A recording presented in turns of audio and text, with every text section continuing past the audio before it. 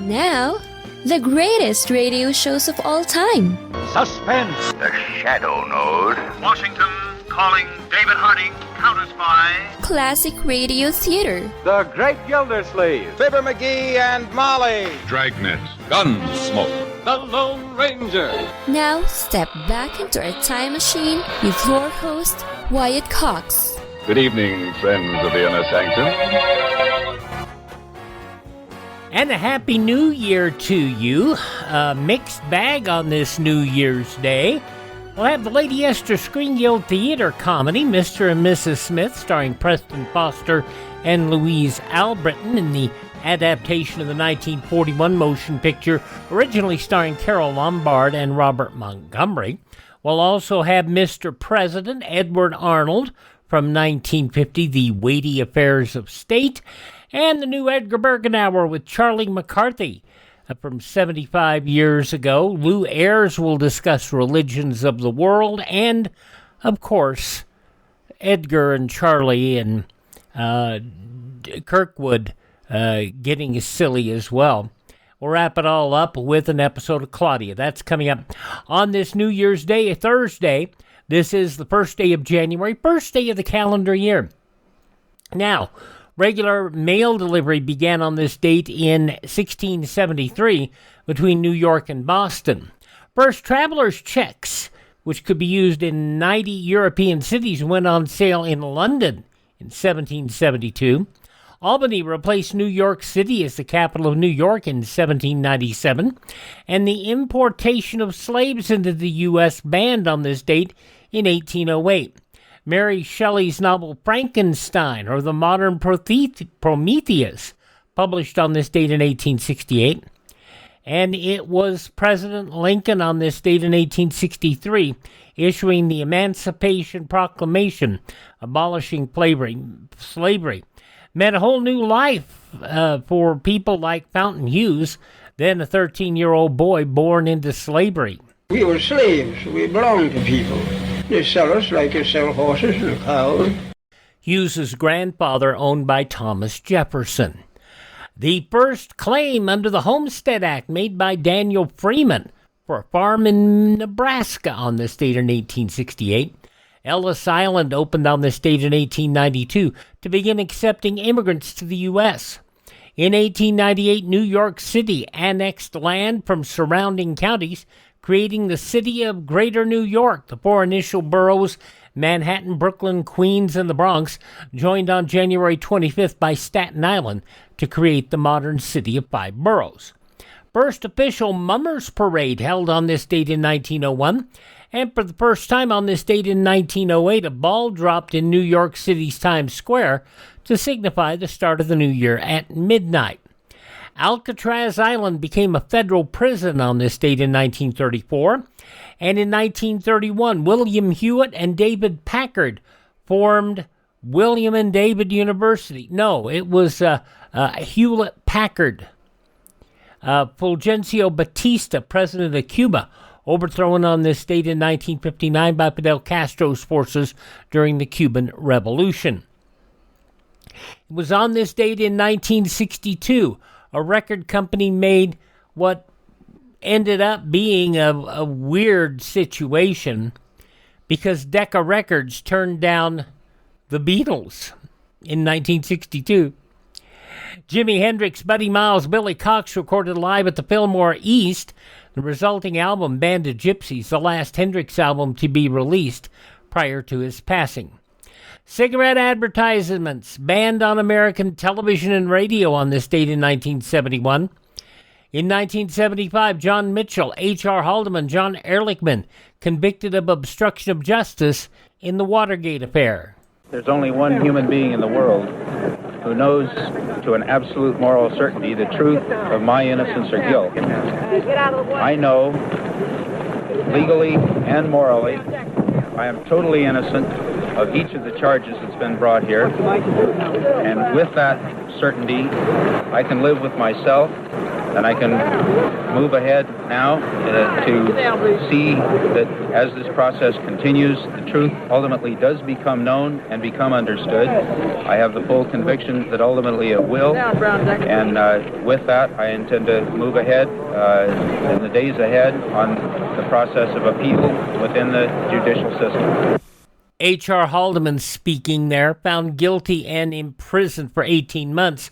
Upon his relief, he returned to private life and was a successful businessman and real estate developer until his death from cancer in 1993 at the age of 67. In 1979, the U.S. and China established diplomatic relations. At the same time, the U.S. severed formal relations with Taiwan. In Beijing, Deputy Premier Deng Xiaoping offered a toast through a translator. To the health of President Carter and to the health of all Chinese comrades, a Happy New Year to you all. Happy New Year. Happy New Year. On this date in 1984, AT&T broken up into 22 independent units, many of which basically were brought back together when the telephone system was replaced by cellular. The Internet's domain name system created on this date in 1985, and in 1988 the Evangelical Lutheran Church in America came into existence, creating the largest Lutheran denomination in the United States.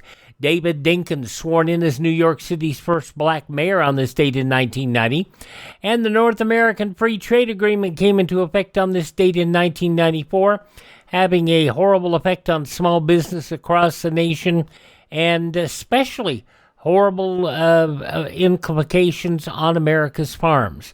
1 year later, the World Trade Organization came into effect, and things got worse. As the world celebrated on this date in 2000, no major crises arose from the dreaded Y2K computer millennium bug.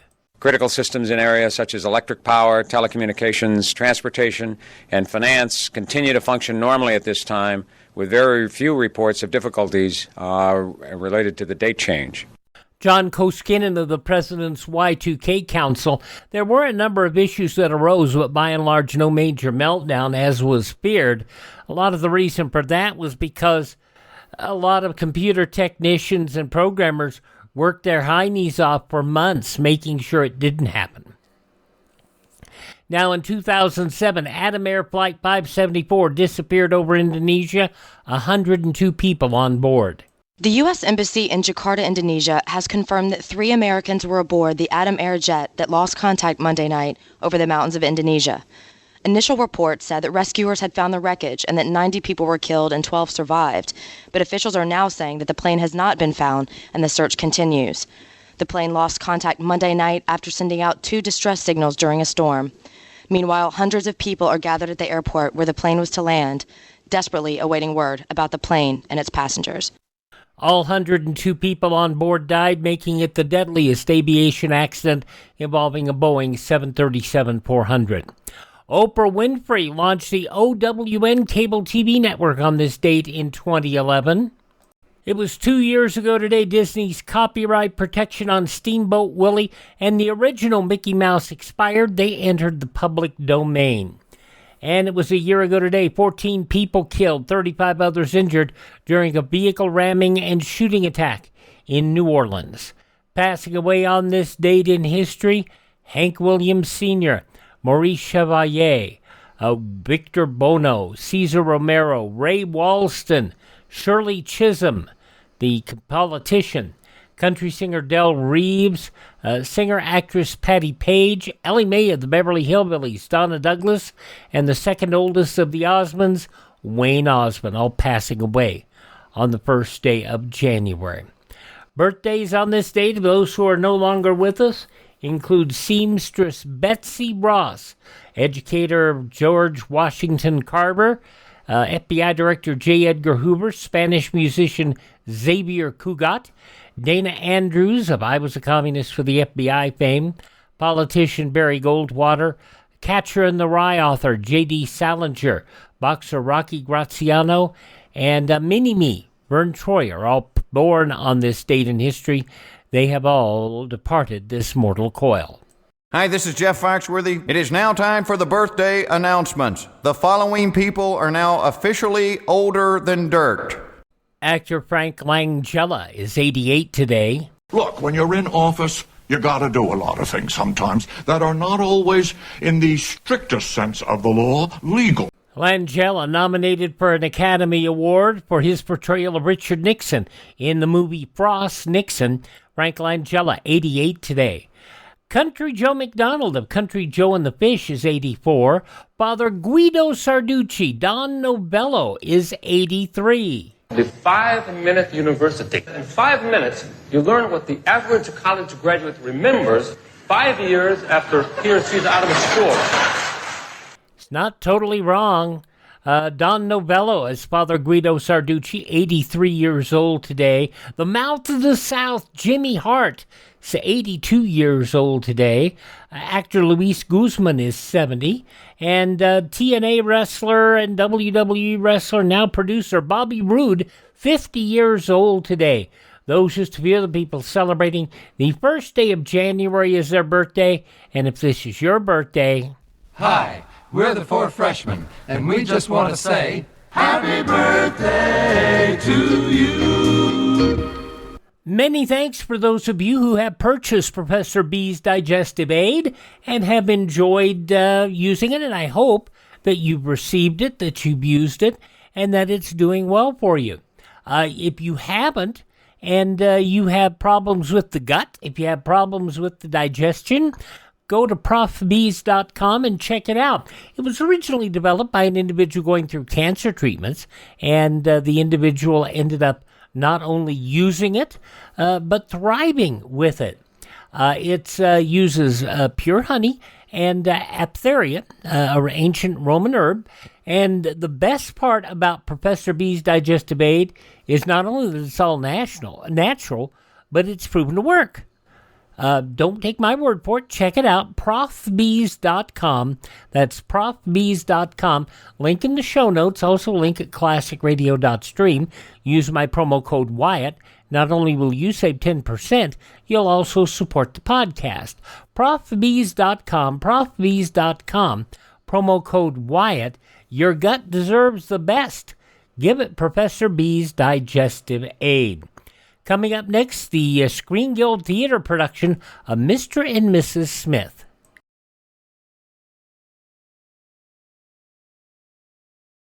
Daily, the broadcasts of Radio Free Europe and Radio Free Asia strike through the Iron Curtain, bringing the truth about the free world to the captive peoples behind it. Help send a message by giving to the 1952 Crusade for Freedom.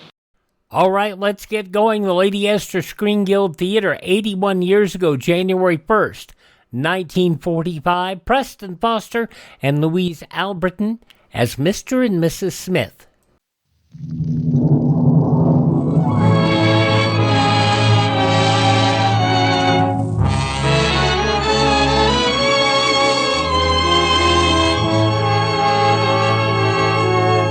Lady Esther presents the Screen Guild Players.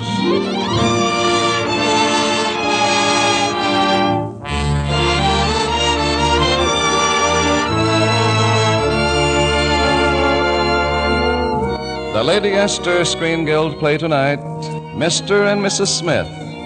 The starring players. This is Preston Foster. This is Louise Allbritton. And this is Stuart Irwin.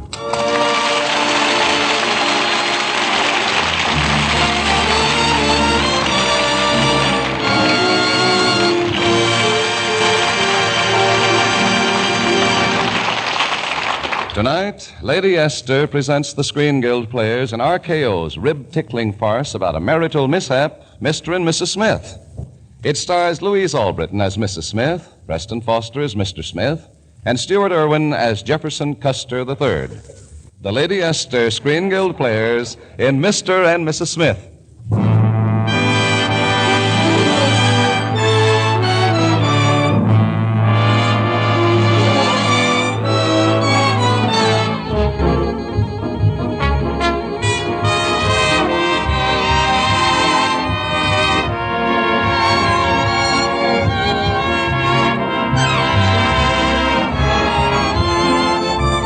On September the 10th, 1941, David Smith married Ann Krausheimer. On September the 11th, they had a quarrel. But on the morning of September the 12th, they made up. David said it was his fault, Ann said it was her fault. On September 13th, they had a quarrel. But on the morning of September the 14th, they made up. David said it was his fault, Ann said it was her fault. Well, yesterday was December 31st, 1944, and they had a quarrel. We joined them on the morning of January 1st, 1945. Oh, but it was all my fault, Ann. Oh, no, David, darling, it was my fault. You were dead right about my brother. He is a bum. Of course he's a bum. But I shouldn't pick on your relatives. It isn't sporting. Well, I called your Aunt Edith an old tomato. But she is an old tomato. Well, just the same, I didn't have to prove it. I guess I lost my head when you threw the sugar bowl at me. Oh, I know I shouldn't have done that, David. I was so afraid when I saw it flying through the air. Why? I ducked in plenty of time. Oh, yes, that's what I was afraid of. It really was a cowardly thing to do, David. You knew very well you were standing right in front of the porcelain vase that Mother gave us for Christmas. I knew you've never liked my mother, but you didn't Let's not bring your mother into this. Well, this is a free country. My mother has the perfect right to come into the conversation. Not into my conversation. It's my conversation, too. Oh, yeah, well, let me tell you something, Tell young me lady. nothing. I'll tell you something, David.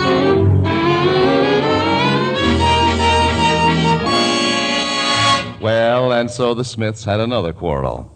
Somehow or other, David got into his new tweed topcoat, on which Ann thought she saw some dark hairs, and got out of the house at last. We pick him up as he arrives in his office and is confronted by his partner, Jefferson Custer III, which was just two too many. All right, Jeff. So it's 11 o'clock. I burned my candles at both ends. I don't believe in the Easter Bunny. I'm forever blowing bubbles. I'm a mess.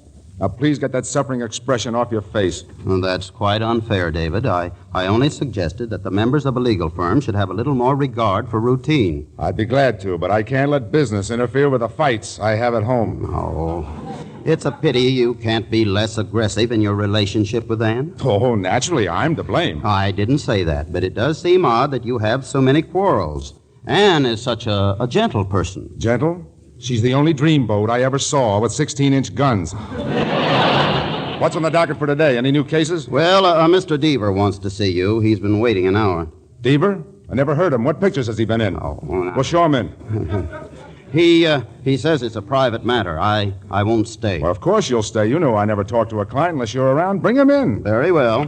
Mr. Deaver, Mr. Smith will see you now. I appreciate the compliment you paid me, David. Compliment? I just meant that you're great atmosphere.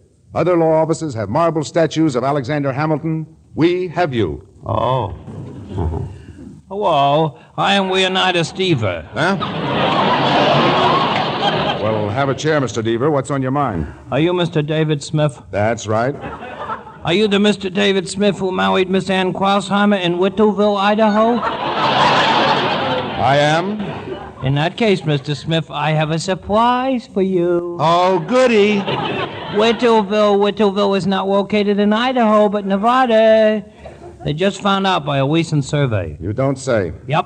So you and Miss Krausheimer are not legally married. Well, that could happen to any... What? Say that again. You're not really married, Mr. Smith. Isn't that reprehensible? Oh, David, that's terrible. Well, I see no reason for amusement, David. This is quite a serious matter. Serious? It's hilarious. For 3 years, now get this, for 3 years, I've been pounding on the bathroom door and saying, hurry up, get out of that tub. And who was in the tub? Miss Ann Krausheimer. David.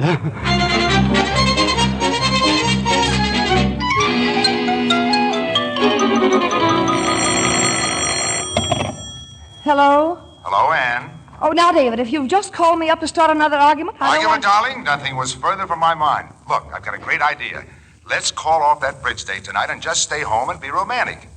David, are you feeling all right? I never felt better my whole life. I just happen to feel romantic, that's all.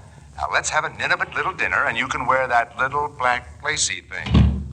Oh, just a minute, David. Who is it? It's your dear mother, darling. Oh, Mother. Well, sit down and I'll be right there. It was Mother, David. The old pest? What? I said give her my best. Oh. And get rid of her before I come home. Get rid of her? Well, I mean, we don't want anyone around tonight, darling. Let's have candles on the table and put on some of that perfume I like. You know, the kind that makes my nostrils twitch. Why, David, what on earth's come over you? You just wait and see. Will you be ready? Oh, yes, darling, of course. Goodbye. Goodbye, sweet. I wonder if he's got a hangover from New Year's Eve. Anne, dear, Hello, Mother. I suppose you dropped in for lunch. Oh, my poor little girl. Well, there's nothing wrong with me. What are you talking about? You're not married. You're crazy. Oh, no, I'm not. I met Leonidas Deaver from Littleville this morning, and he explained that Littleville is really in Nevada, and you had an Idaho license. Is that bad? It means you're not legally married. Oh, my poor baby. To think that such a disgrace should come to the Krausheimers. Oh, calm down, Mother, really. All David has to do is marry me again as soon as I tell him. But he knows by now. Mr. Deaver was going to see him this morning. Oh, of course he knows. Oh, I see the whole thing now. Did he mention it when he was talking to you on the phone? No, but he will. He wants to be romantic about it. We'll have dinner at home tonight with candles, and he'll propose all over again.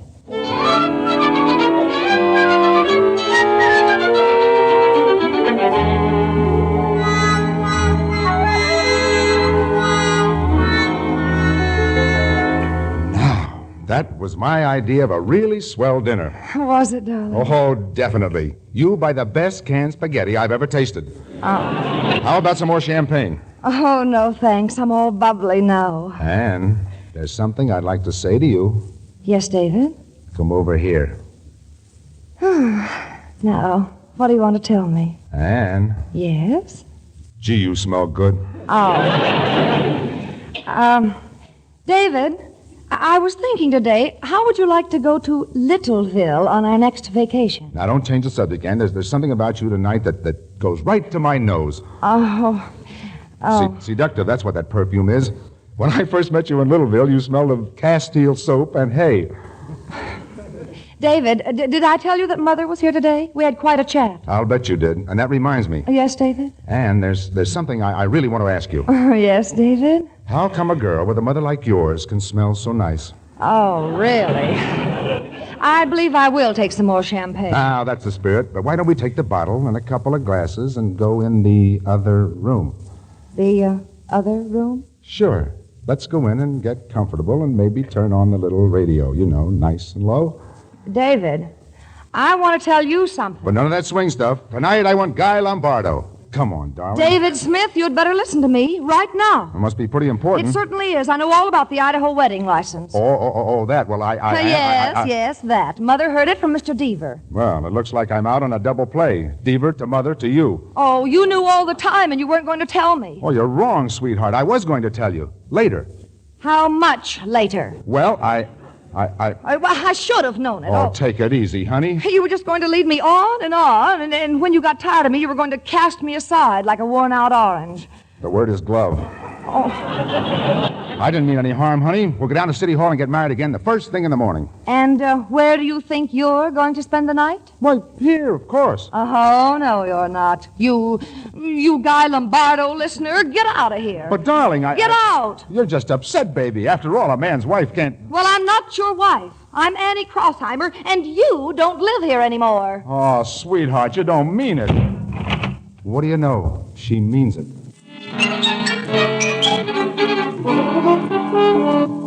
Morning, Jeff. Sit down, David. There's something I want to say to you. Briefly, it's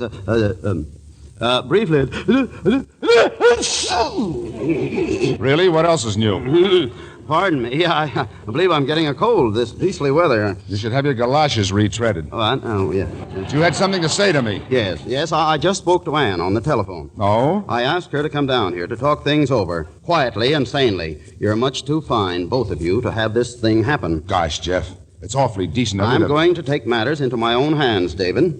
And after all, you and Anne, you mean a good deal to me. Jeff, Shake hands with me, Jeff. I'm glad to, old man. Jeff, you're the best friend a man ever had. We're partners, old man. You're the best law partner a man ever had. We were school chums, old man. And you were the best fullback Michigan ever had. Oh, come now. I was a little weak around the ends, old man. I always said Tommy Harmon was a greater back, but I was wrong, Jeff. Harmon couldn't touch you.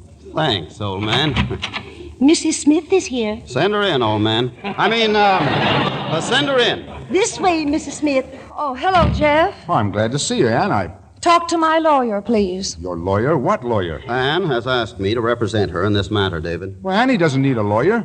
No, you're right, David. She doesn't, because according to the facts, you two aren't married at all. Why, you sniveling shyster. You call yourself a lawyer? Someday an ambulance is going to stop suddenly and knock all your teeth out. Oh, no, please. Now, let's not lose our tempers. We must face facts. You two simply are not married and never have been. Oh, I admit a certain relationship has existed between you. Let's not go into that. No, the law states clearly that should the woman care to halt this relationship and marry someone else, she has a legal right to do so. Really? Are you sure, Jeff? Absolutely. Peterson versus Peterson, Jones versus Jones, Brown versus Brown, and Horowitz versus the state of Pennsylvania. The whole state of Pennsylvania? The whole state. Horowitz sounds like a bigamist. Now, you're supposed to be a friend of mine, Custer, and you tell her about Horowitz. I have never taken advantage of our friendship, David, and it is only because you are standing here that I am able to say to Ann decently and honestly, Ann, would you care to have dinner with me tomorrow night? Why, of course, Jeff. Where? Ann, I warn you, if you have dinner with him tomorrow night, we're through. Good. What time, Jeff? We're through, Ann. From now on, we're just friends. Will the store club be all right, Jeff? Anywhere you say. Very well. Goodbye, Ann. And as for you, Custer. Yes, David. You couldn't carry Harmon's water buckets. Oh.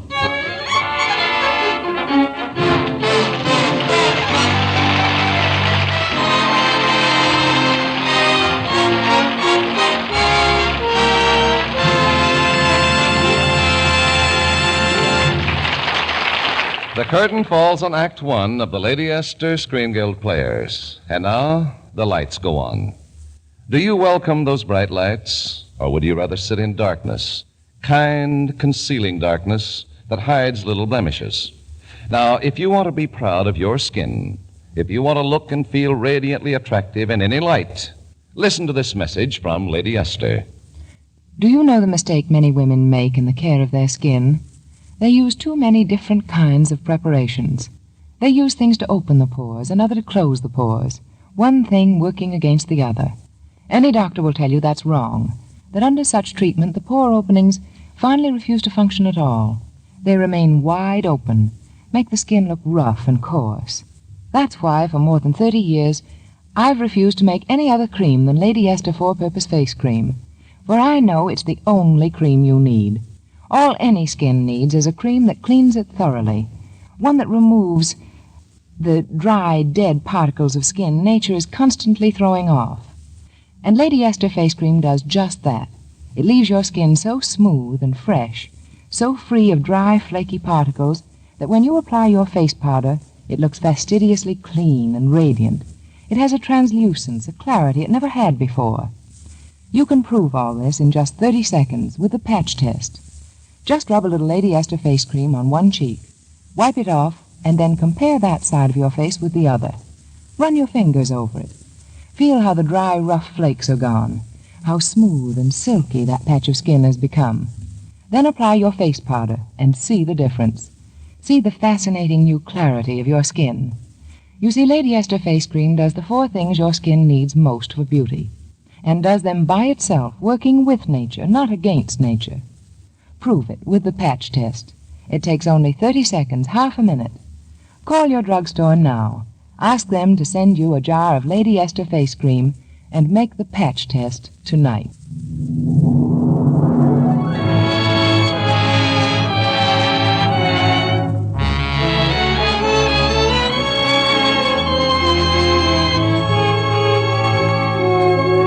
And now, Lady Esther presents the second act of Mr. and Mrs. Smith, starring Stuart Irwin as Jefferson Custer III, Louise Allbritton as Mrs. Smith, and Preston Foster as Mr. Smith.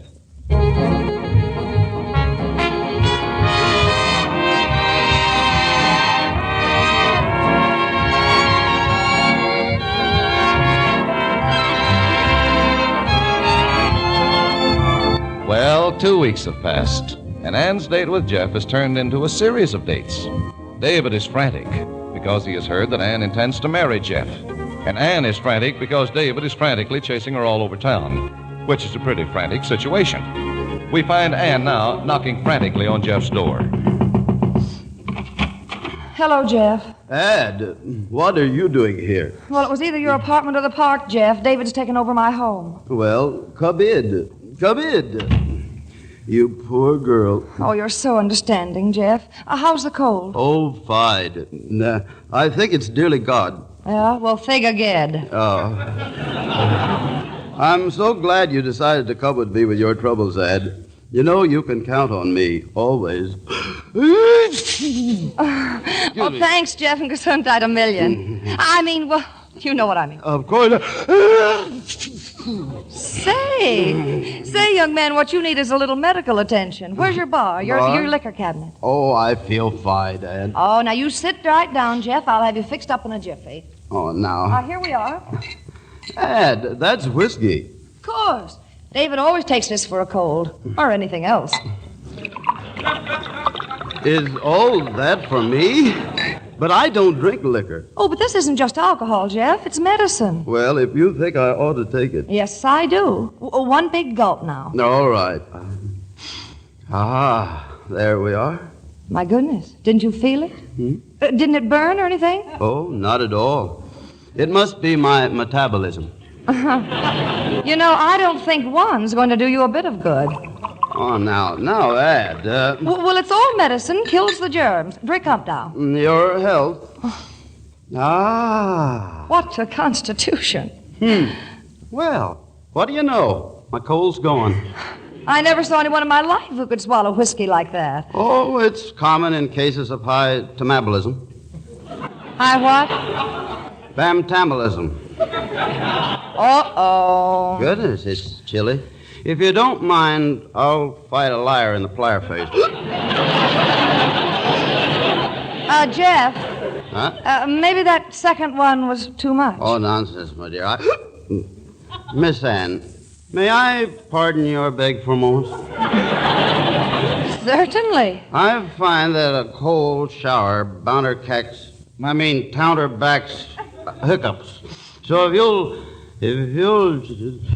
Oh, Jeff, speak to me. Jeff, wake up. Oh, dear. Jeff, coming. Is this Mr. Jefferson Custer III? Yes, that's him on the floor. Oh, won't you come in? Well, may I ask just what is going on here? Oh, too much metabolism, I guess. Oh, here, help me get his clothes off. Very well, I beg your pardon. Now, don't be stuffy. This is an emergency. Say, who are you anyway? I am his mother. His mother? Oh, well, please, Mrs. Custer, let me explain. As a matter of fact, I insist that you do. Well, I'm a friend of his, and, Oh, look, he's coming too. Jeff, are you all right? Yes, I think so. My head, my stomach, my mother. Mama, where did you come from? From Newport, and rather opportunely, it seems. Jefferson, who is this woman? Oh, she's... now, wait a minute. Now, don't get the wrong impression, Mama. Now, Miss Krausheimer is a very good friend of mine. More than a friend, I might add. Ann and I are going to be married. This is our busy night, isn't it? Come in. So, I thought you'd be here, Ann. Oh, hello, David. Mother, this is my partner, David Smith. How do you do, Mr. Smith? Jeff has written me so much about you. Oh, I presume you know Miss Krausheimer? We met some time ago. They're going to be married, Mr. Smith. Isn't it thrilling? But I suppose it's an old story to you. Older than you think, Mrs. Custer. Eh, Krause? Where are you going on your honeymoon, Jeff? Bermuda. Oh, I wouldn't advise that. Ann's a bad sailor. Say, Krause, remember the trip we took on the Albany night boat? The Albany night boat? David, don't you think you ought to be leaving? Oh, sure. I just dropped in to ask Krause if my shorts were back from the laundry yet. Your shorts? Krause, Ann sort of took care of his things around the house. Yes. Little household things. Best little housekeeper you ever saw. Jeff's a lucky man, Mrs. Custer. I wish he were going to marry me. You do, Mr. Smith? You bet. Krause's quite a girl. And believe me, I ought to know. I've been sitting across a breakfast table from her for 3 solid years. Oh, Jefferson, I think it's time I was running along. I'd like to see you later, if you don't mind. In private. Goodbye. David Smith, I hate you. That was downright mean, David. However, it will do you no good. I intend to marry Anne before this month is out. Before this week is out. What's the matter with tonight, right now? By gad, sir, that's a good idea. It certainly is. But we'll be married tonight. You mean tonight? Sure. Jeff and I know a justice of the peace who lives in this neighborhood. He can be over here in 5 minutes with a special license. Oh, but this is so sudden. Yes, but it will settle things once and for all. I'll go inside and phone him. In 5 minutes, we'll be man and wife. Well, Annie, I hear you're getting married. Congratulations. Would you like to borrow my copy of What Every Girl Should Know? You engineered this, you sneak, marrying me off that man. I thought you loved him. Well, I do love him. I love him madly. But how do I know whether I want to marry him? I won't let you do to good old Jeff what you've done to me. His reputation must be protected. You are a... I know. It rhymes with mouse. Well, it's all settled. The justice will be over in a couple of minutes with a special license. Fine. And to show you there's no hard feelings, I'll be the best man. Well, let's have a little drink to your happiness. You know I never drink. Oh, come now. A man only gets married now and then. Oh, Jeff really doesn't drink, David. Why? Liquor does things to him. Why, Anne, you know drinking doesn't affect me. If you're referring to what happened, well, it must have been something I ate. Sure, that's all it was. Why, Jeff can handle any amount of the stuff. It's the food that throws him every time. Absolutely. Remember the night we won the Barrington case, Jeff? We thought we ought to celebrate, so we went out for a salami sandwich and 5 bottles of vodka. What happened? Poor old Jeff passed out cold. The salami went right to his head. You know, I haven't touched a salami sandwich since. But this is nothing but a harmless little bottle of whiskey. Come on, old man, have a drink. Better not, Jeff. Nonsense. It couldn't possibly hurt me. That's right. We men know what we're doing. Pour a shot for all of us, Jeff, old man. You bet. Now, one for you, and one for you, and one for me. Is this your idea of a shot, Jeff? Certainly. Well, it looks more like a barrage. Well, my friends, here's to... Pardon me, I'll answer it. It's probably Justice Carnes. Well, Annie, in a few minutes you'll be Mrs. Jefferson Custer III, which is quite a bunch of Custers. Yes, I guess I will. A great old name, Custer, but not what it used to be. The best you can say for Jeff is that he might die with his spats on. How do you feel? Me? Oh, I feel wonderful. I've never been happier. You don't sound very happy. Oh, David, I'm scared. Well, there's nothing to be scared about. I mean, I'm not sure. After all, I've never been married before. Well, here's Justice Carnes. You know Mr. Smith, of course, Justice, and this is the bride, Miss Anne Krausheimer. Delighted. Ah, having a drink, I see.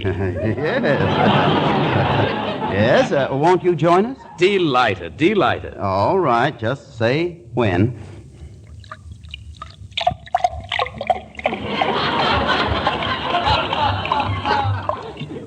That's all there is. When?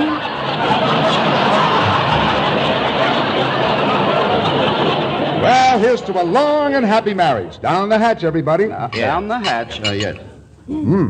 Ah, excellent. Now, let's proceed with the ceremony. Will the bride step forward? And the groom. Did somebody push him? Oh, I knew it. He's down again. Custer's last stand. Say, that was strong whiskey. I don't feel it myself, but I can see how others might. Pardon me. Oh, poor Jeff. Poor Jeff. We'll never revive him now. I gather the wedding is off. Yes, I guess it is. Poor little girl. There she stands. Who are those 2 girls with her?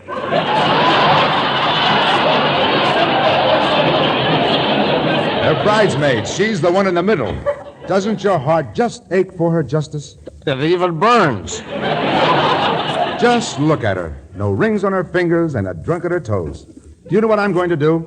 I'm going to revive her faith in men. I'm going to marry her myself. Oh. Very well. Do you, David Smith, take this woman to be your lawful wedded husband, a wife? I certainly do. Oh, this This whole thing's a plot. You made Jeff take that drink just because you knew what would happen. Sure, and so did you. But did you try to stop him? Well, Proceed with the ceremony. Do you and Crossheimer,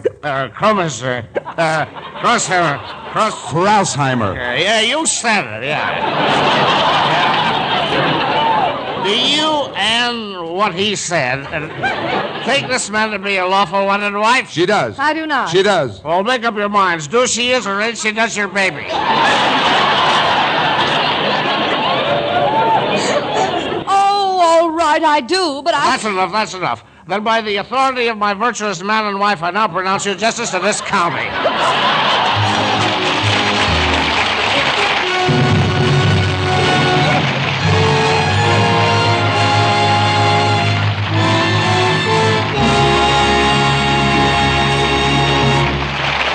Thank you.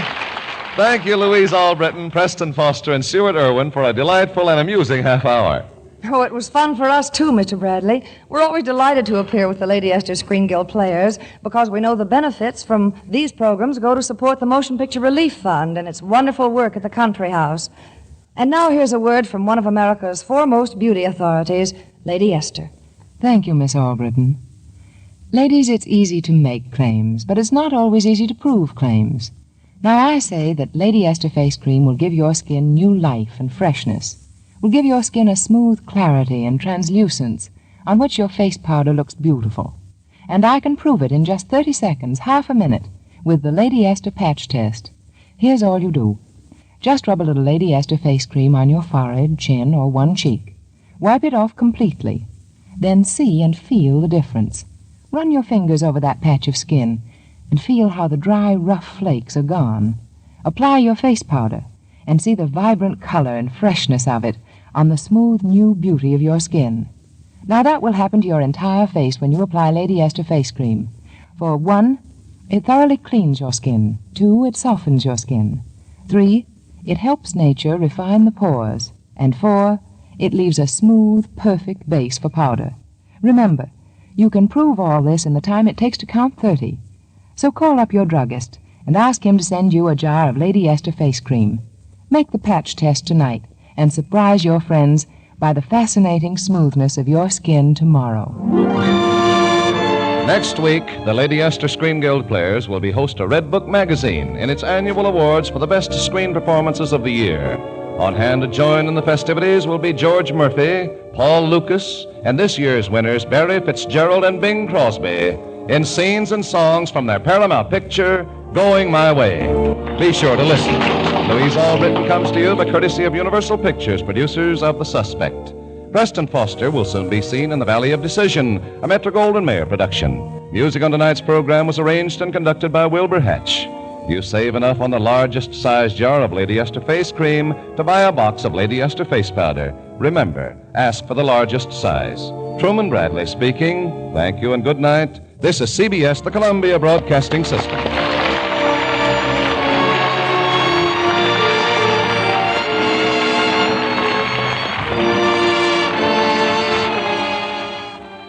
Sometimes the original stars did not appear on the Screen Guild productions, and I don't always know why. But in this case, I think that Preston Foster, Louise Allbritton did a pretty good job. I don't know if Carole Lombard and Robert Montgomery would have done that good a job on radio. 81 years ago, January 1st, 1945, the Lady Esther Screen Guild Theater adaptation of Mr. and Mrs. Smith here on Classic Radio Theater with Wyatt Cox. Up next, Edward Arnold as the president. And it's a great show. We just don't know which president. See if you can figure it out.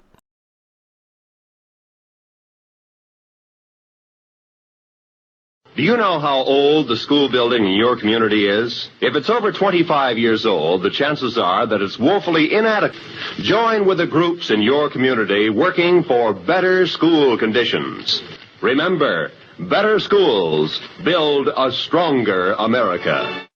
Edward Arnold now as Mr. President. A unique premise for a program because you don't know which president is being portrayed until the very end of the show. This is from 76 years ago, January 1st, 1950. It is a very dangerous method of upholding reform to violate the law in so doing, even on the ground of high moral principle or of saving the public.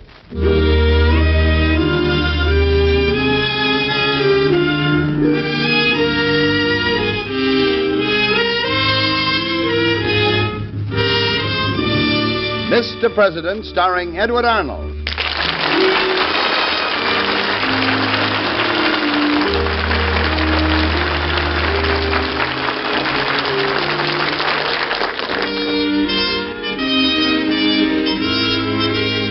Mr. President, at home in the White House, the elected leader of our people, our fellow citizen and neighbor.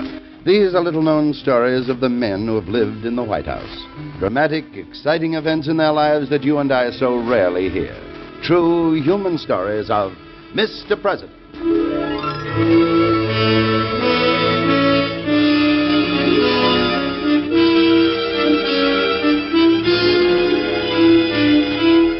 Before we bring you today's performance of Mr. President, let's get a little philosophical on the subject of character in our presidents.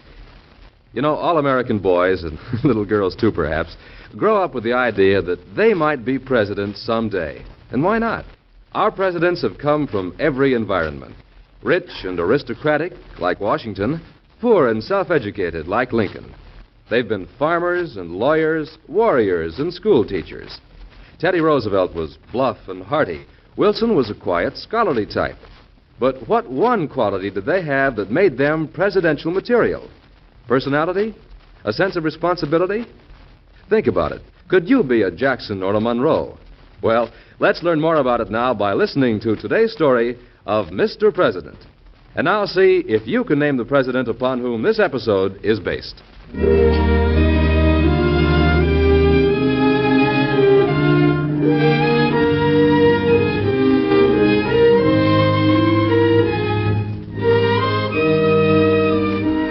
It was a cold day in Washington, a day filled with ice and sleet. But it was Inauguration Day, and there was warm joy in the hearts of the new president and his first lady as they rode on the official coach and four after the ceremony.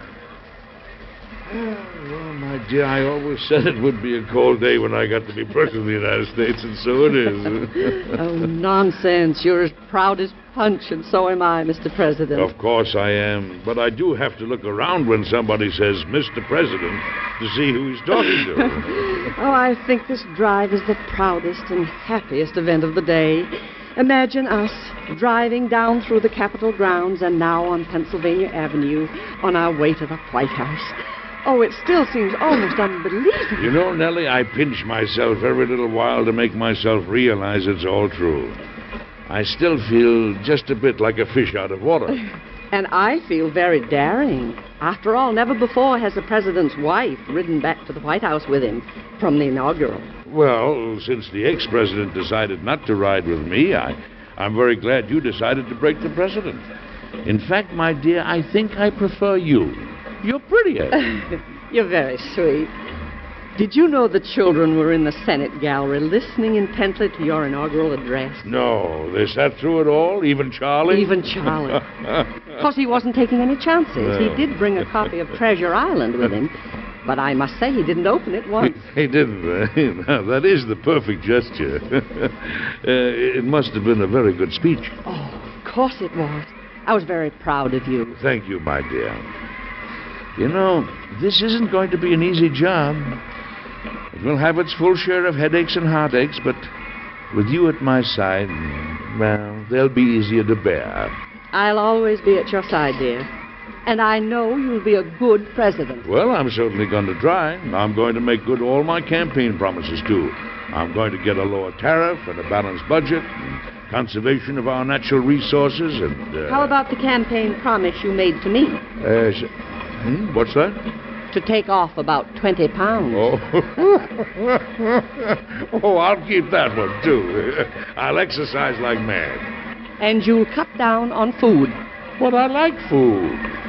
Speaking of weight, my dear, you promised me you'd gain some. Well, I'll try to keep that promise, too. Mr. President? Who, me? Oh, there I go again. I'm forgetting. You know, Nellie, for once in more than 20 years of public service, I may be able to save a little money on this job. Oh, you're not becoming mercenary, I hope. Oh, no, I hope not, but I'm getting on in years. I have to think about providing for my family for a change. I do think it was fine of them to raise the salary to $75,000. And only fair. I'll have to spend at least $50,000 of it, and it should be a citizen's right to earn a little more than he needs to live on. Well, I'm sure we'll manage, Mr. President. Is he here again? Oh, good heavens, that's me, isn't it? Well, I'll just have to get used to the sound of it, that's all.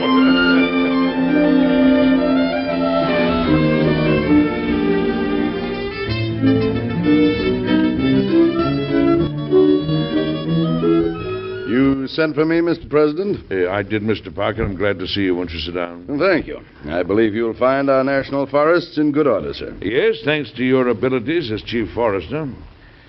Mr. Parker, you know more about conservation than almost any man in the country today. But, my dear fellow, you're not a lawyer, and I'm afraid you're quite willing to camp outside the law to accomplish your beneficent purposes. I don't understand. What do you mean by such a remark? Well, my attention has been called to the manner in which you've handled licenses for electric power transmission through the national forest. I think I've done a most competent job with my authority on license. I cannot agree with you. Your licensing authority is given you purely as a safety measure to guard against fires. Have you confined it to that? Well, I had an opportunity to save the people money. Is that bad? No.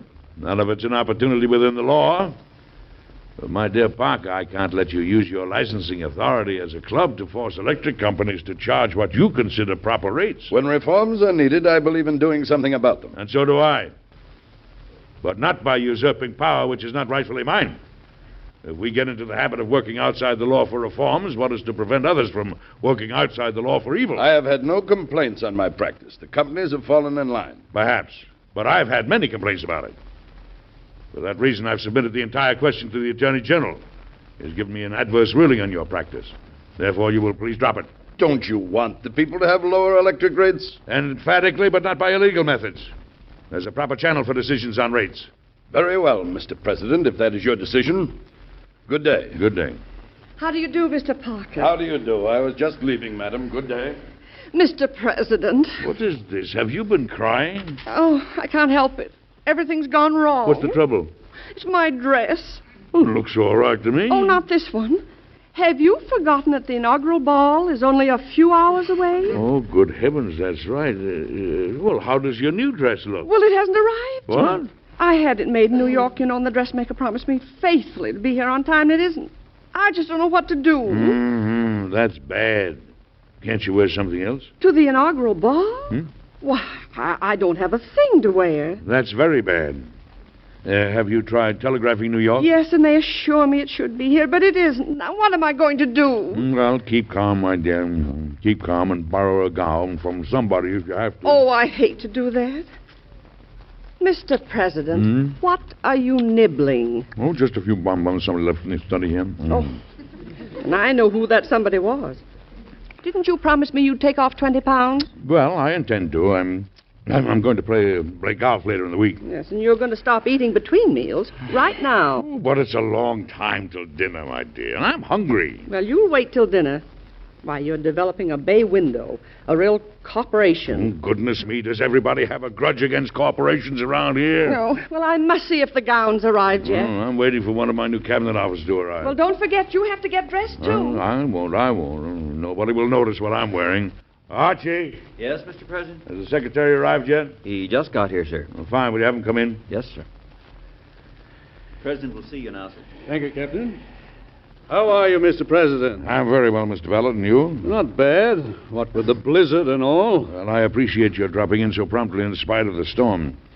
First of all, let me say I'm delighted to have you in my cabinet. I appreciate the honor of being your Secretary of the Interior. Of course, I was reluctant to leave my private practice again. I know. I had to send out my most eloquent persuaders before I could get you to accept the post. Mr. Ballard, I saw what you did with the land office in my predecessor's service. You founded a chaos and you left it an efficient and admirably conducted office. It was my job, sir. Yes, and an important one, too. Our soil, our forests, our water sites, our coal, we have to save for the nation's future. We'll need our resources for agriculture and industry and for protection against possible enemies many generations from now. I'm with you wholeheartedly in every particular, sir. I know you are, and that's why I'm glad to have you handling this department, Mr. Secretary. But there's one item. And what is that? Let's do things within the law. The former secretary and some of his associates, yourself excepted, of course, didn't always follow that rule. I know the temptation when you figure your cause is right and the end justifiable to be contemptuous of the means. But I firmly believe we run the risk of worse evils when we go beyond our limited powers under law. I'm a lawyer myself, sir, and in perfect accord with your approach. Good. I know that I can count on you. Indeed you can, Mr. President. Thank you, and good day, sir. Good day. Goodbye, Archie. Goodbye, Mr. Ballard. Archie. Yes, Mr. President? Is it time for us to get dressed for the ball? I think it is, sir. Oh, it's arrived, dear. What? The day is saved. What's arrived? Oh, the new gown. My, don't we look elegant? It's white satin. And see the goldenrod pattern? See it. I can feel my hay fever coming on already. Oh, I'm so relieved that the messenger got here with it. He was delayed by the blizzard. Does fit well, doesn't it? Oh, perfectly. And may I say, madam, that you're very beautiful and that I am a very lucky man? Thank you. I think the country is lucky to have you for a president, but I'm even luckier to have you for a husband.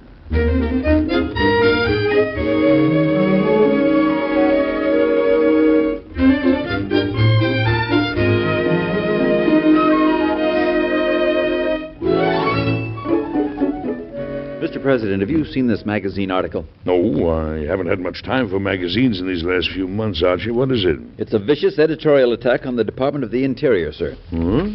Let me see that. The Corrigans are reaching out for Alaska coal deposits estimated as being worth $3.5 billion or more. We must deplore the reckless immorality with which the head of a great department is willing to work against the interests of the people whom he is supposed to represent. The president, good-natured and trustful, has been outrageously misled. Why, this is monstrous. Can there be any truth in what they say, sir? Of course not. I have every confidence in Mr. Ballard's integrity. But what's behind this? What motive can they have for smearing an honest administration? I think you'll find that in the article on the next page, the one by Louis George. Who is Louis George? A special agent in the General Land Office, sir. Oh, let me see what he says. Are the Corrigans in charge of the Department of the Interior? The Alaska coal lands are in danger in Ballard's hands. Valuable Alaska coal lands are the objective of a larcenous conspiracy.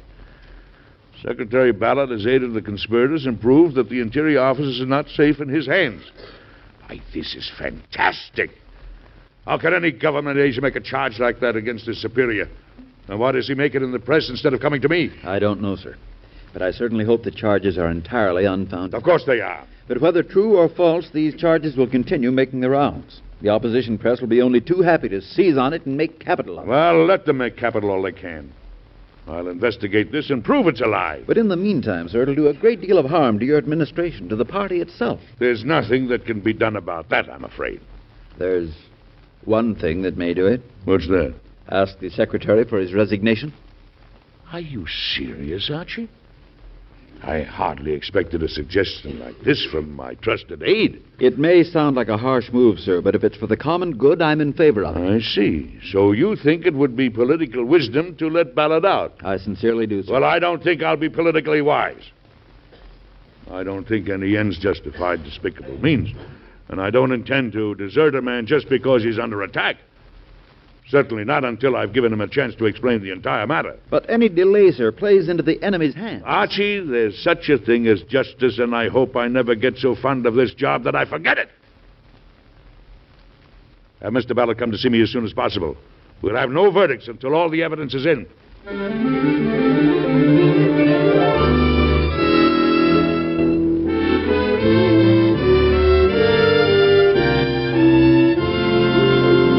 Just a moment, we'll come back to Edward Arnold and Mr. President. Do you take your basic rights and freedoms for granted? Many of us do, for we think we can't ever lose them.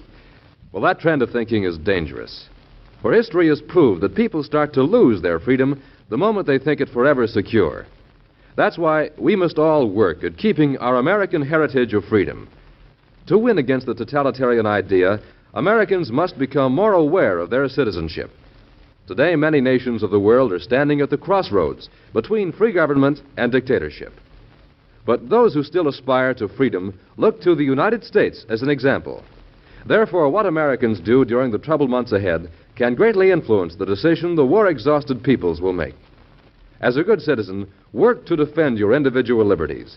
Do this by taking an active part in the affairs of your community and in fulfilling at all times the duties of American citizenship. And now back to Edward Arnold and Mr. President.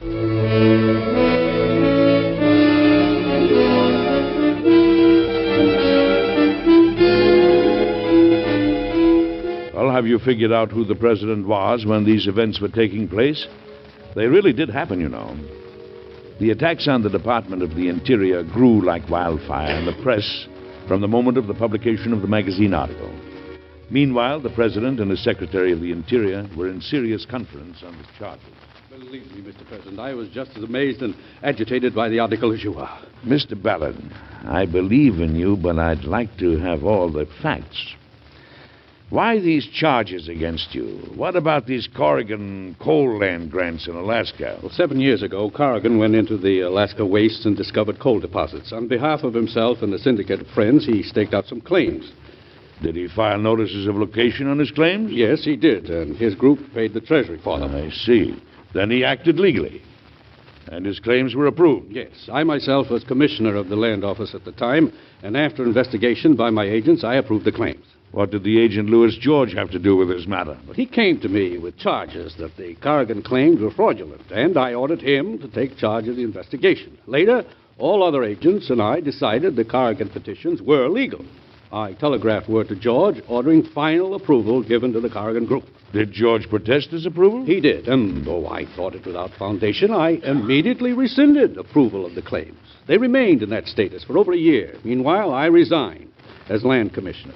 When I came back to Washington as Secretary of the Interior, there was a demand for some action on the long-delayed Alaska matters. Was George given every opportunity to give evidence? He was, sir. He countered with delays, evasions, and hints of corruption, but he offered no shred of proof. After months of these delays, the Assistant Secretary decided that justice required a prompt, clear title to the lands.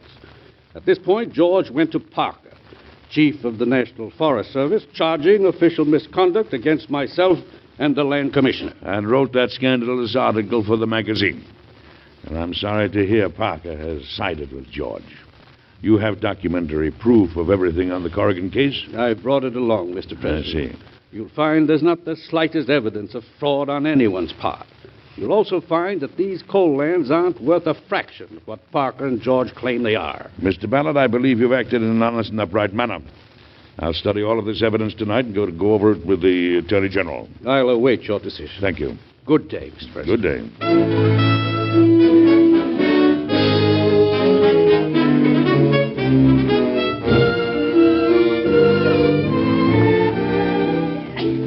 President, I must see you at once. You are seeing me, Mr. Parker. Sit down. I am told that you have ordered the dismissal of Louis George from government service. That is correct, sir. By what right, sir, do you discharge the most vigorous defender of the people's interest? By what right, Mr. Parker, do you question my right to order the dismissal of any government employee who is unfit for service? I beg your pardon, but that young man is not unfit. He is as deeply interested in conservation as I am. And as I am, and as Ballard is. The Attorney General and I have examined documents furnished both by Mr. Ballard and Mr. George. Mr. George, we discovered, has charged the Secretary and the Assistant Secretary and the Land Commissioner with aiding the Corrigan Group to secure claims that are fraudulent and unlawful. That is my contention, too. For your information, Mr. Parker, the Attorney General and I found no evidence to sustain Mr. George's attack.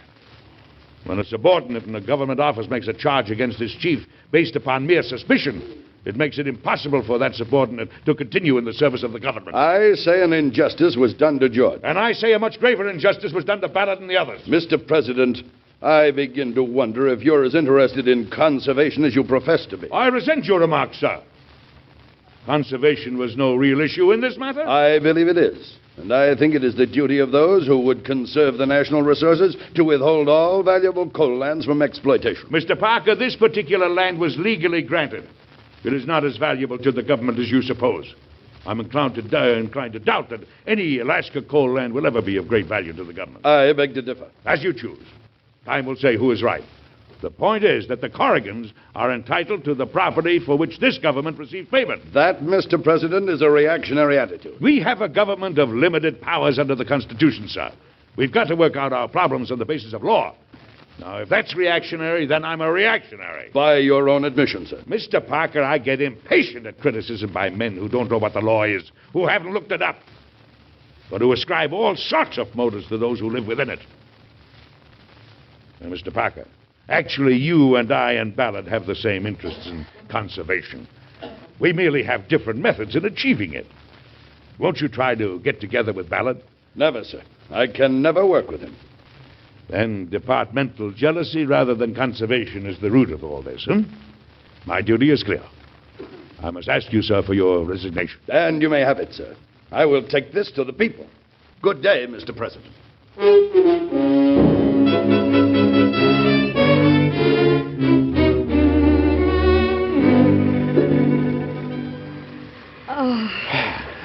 A little trip like this down the Potomac will do you good, Mr. President. You've been working much too hard. And so have you, my dear. I'm afraid your duties at the White House have been pretty strenuous. You both need a little relaxation. Yes, Archie. I want to visit Mount Vernon and not have to worry for a while about how many unexpected guests to expect for luncheon or dinner. Well, I, for one, will be glad to get away from newspapers and scandalous charges for a change. Did you read that blast from Watterson's paper in Louisville? Read it? Archie, I'll carry the memory of that blast with me to my dying day. And I quote now, "For the first time in the history of the country, a president of the United States has openly proclaimed himself the friend of thieves and the enemy of honest men." Vitriolic, sir, but you'll remember that I anticipated it. I'm not the only one who suggested that Secretary Ballard may prove a political burden. Archie, if I were to turn Ballard out in view of his innocence and of the conspiracy against him, I'd be a white-livered skunk. I don't care how it affects my administration. Well, now that Mr. Ballard has demanded a congressional investigation into the charges against him, I'm sure he'll be completely exonerated. And so am I. Even if Parker and the magazine have hired a pair of high-priced lawyers to represent Louis George as a witness against Ballard. Nellie, what do you say if I... She's fainted, sir. What's the trouble? I'll see if there's any brandy aboard. Yeah, but, darling, what's wrong? Archie. Yes, sir? Have the captain turn the yacht back to the wharf. I think she suffered a stroke.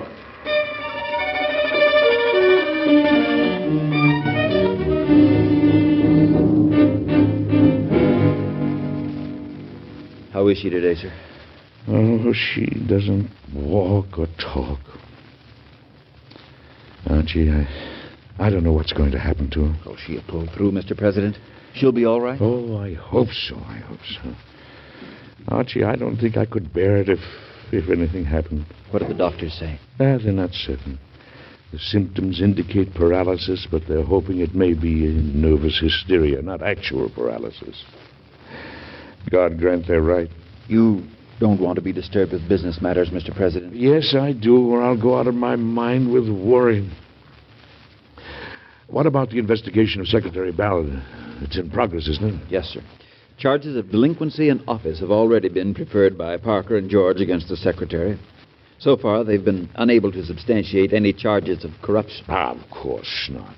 What have the attorneys brought out on the delinquency in office? They've claimed he's been an enemy of the policy of conservation. No real evidence yet. There won't be any, I'm sure. One point brought out was a little disturbing. What was that? The fact that Ballard did some work for the Corrigan interests after he left the land office and before he became secretary. Work for which he received a fee of $250. Ballard accepted money from Corrigan? Yes, sir. I'm afraid it looks rather bad. Oh, but wait a minute, Archie. That explains it, don't you see? Explains what, sir? It explains why he refused to rule on the validity of their claims when he became secretary. Because of his small service to them, he disqualified himself to rule in the government matter. Let's hope the committee realizes that. It's possible that the investigation may come to an end soon. They've heard most of the testimony. Well, then I should hear from Ballard soon. Heaven knows I should get some good news about something. Oh, I'll get it, sir. Thank you. She wants to see the president. Oh, of course.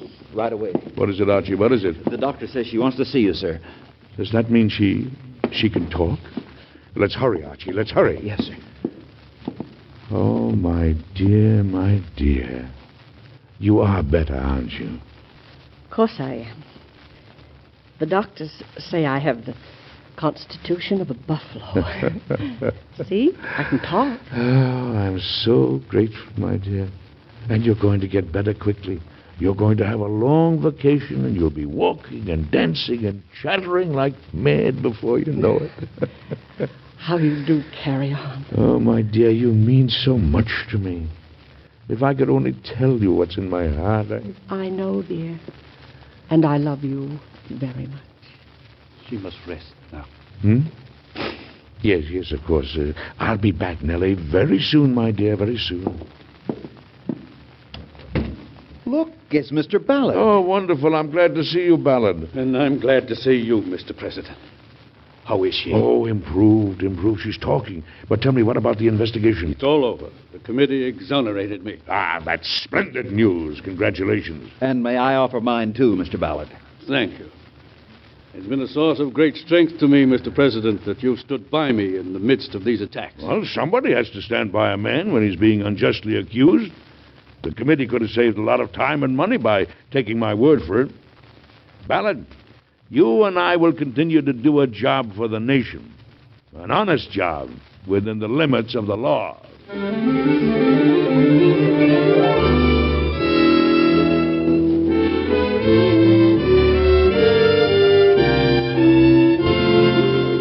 Well, you've probably figured out by now who the president was when all that happened. It really did happen, you know, and you'll have the answer in just a moment.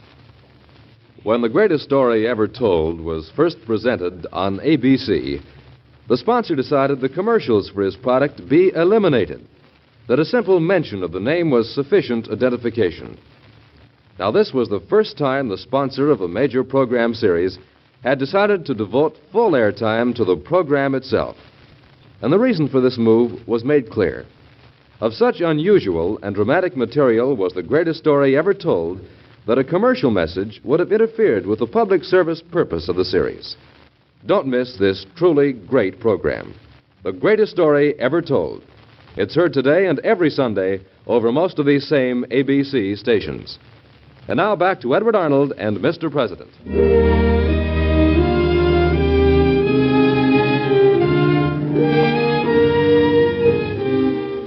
What are you thinking about, Mr. President? I'm thinking, my dear, what a lucky man I am. You're on the mend now, walking about and talking. You may regret that talking when I chatter your ears off. You don't know what music it is to my ears. And Mr. Ballard's been completely vindicated, too. Oh, I think that's wonderful. Even if it's true that the fight with Parker may cost you re-election. I don't mind, my dear. I have you back, and that's reward enough. Oh, I know that someday all Americans will realize, dear, what an honest, unselfish, and progressive president they had in William Howard Taft.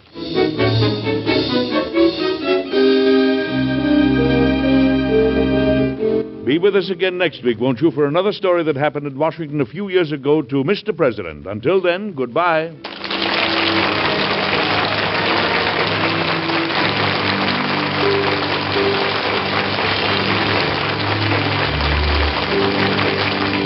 This program is produced and directed by Dick Wallen. Mr. President was created by Robert G. Jennings.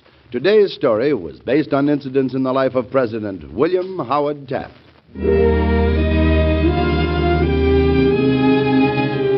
Be sure to listen again next week when the American Broadcasting Company and its affiliated stations bring you Edward Arnold with another interesting and factual story of Mr. President. This is ABC, the American Broadcasting Company. 76 years ago, January 1st, 1950, Mr. President, here on Classic Radio Theater with Wyatt Cox on this New Year's Day. Tomorrow, on our Friday edition, we will have Dr. Christian and the story of the kidnapped husband from 1938. a dark fantasy episode, Resolution 1841. X-1, The Moon is Green from 1957, and an episode of Sherlock Holmes starring Sir Ralph Richardson and Sir John Gielgud from 1955. On Saturday, Jackson Beck as Philo Vance, Calling All Cars, Escape, and Suspense, and 0 Hour. On Sunday, we will have Dragnet, Suspense, and the Lux Radio Theater production of The Day the Earth Stood Still. On Monday, The Mysterious Traveler, Lights Out, Mr. Keen, Tracer of Lost Persons, and Nero Wolfe. On Tuesday, the premiere broadcast of The Halls of Ivy, starring Ronald and Medina Coleman, My Friend Irma from 1952, Milton Berle from 1948, and the Theater Guild on the Air production of Three Men on a Horse, starring Stuart Irwin and Shirley Booth. And then on Wednesday, we will have Counter Spy, the Lady Esther Screen Guild Players presentation of The Lost Weekend, and the Lux Radio Theater presentation of You Came Along. On Thursday, a week from today, we will have Crime. Casey, crime photographer, Calling All Cars, Nick Carter, master detective, and The Man Called X. That's coming up the week ahead here on Classic Radio Theater with Wyatt Cox. Visit anytime to support the podcast at classicradio.stream. Coming up next, the new Edgar Bergen Hour with Charlie McCarthy.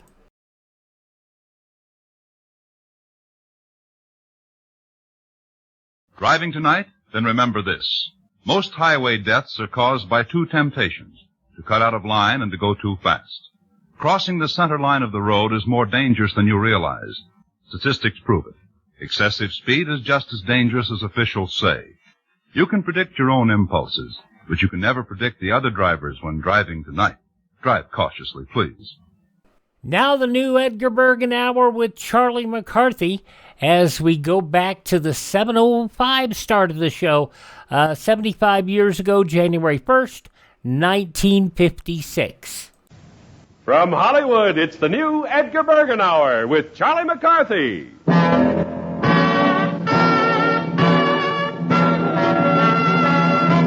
Now, clip your Bergen, so help me, I'll mow you down.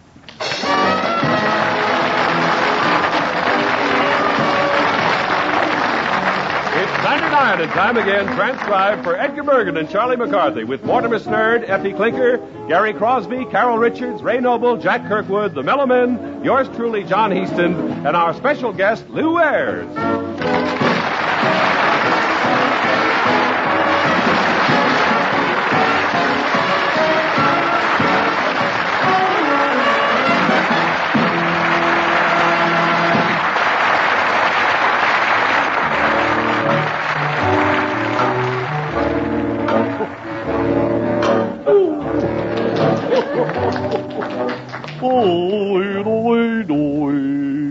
Oh, should old acquaintance be forgotten? I forgot it too, yeah. Mortimer? Yeah. Here we are in the new year, 1955, died last night. It did? Yeah. Mm-hmm. Nothing serious, I hope? No. No, it just died. Well, last night. You'll say, they sure had a noisy funeral for it, didn't they? Yeah. All I meant was the old year. The old year is over. Yeah. Yeah. Overwork. Just all over. Oh, there too. Yeah, I am. Yeah. I suppose you know that you disappointed me last night. Oh, that tweren't nothing. Glad to do it any time. Yeah. No, I mean, you made me a little sad. Oh, that? Yeah. You see, I gave a big New Year's Eve party, and there were lots of people there, and I had hoped that you would be one of us. I'd be one of you? Yes. Which one? Well, you see, at midnight I was going to be Old Father Time and depict the passing of the old year. Yeah. And do you know what you were supposed to be? I was supposed to be one of those kids? Yeah.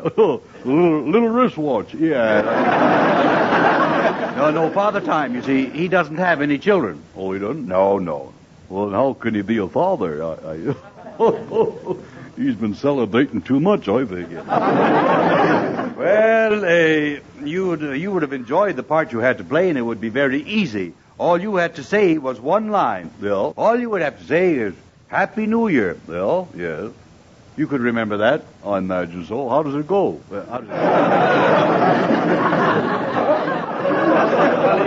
It just went. Oh, it just went? It just went, yeah. Well, that's the way it goes, yeah.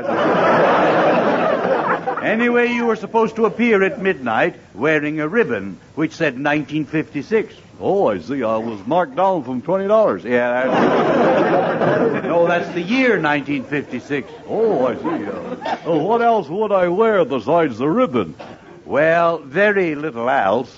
Oh, yeah? Oh, you mean you was going to have me come out there wearing my bathtub suit? Yeah. You want me to walk around kind of au gratin? Yeah, I think so. Well, it was an acting opportunity. No, I don't know about that. Yes, you could have shown your versatility. You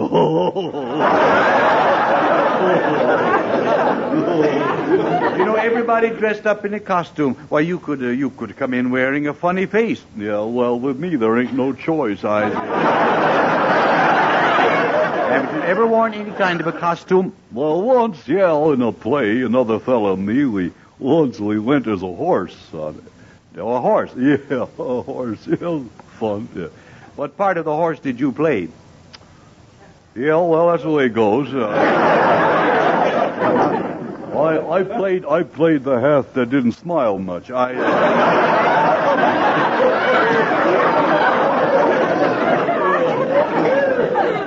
see. Well, you know, you still haven't told me why you didn't show up at the party. Well, I'll tell you, lucky thing I didn't come over. Yeah.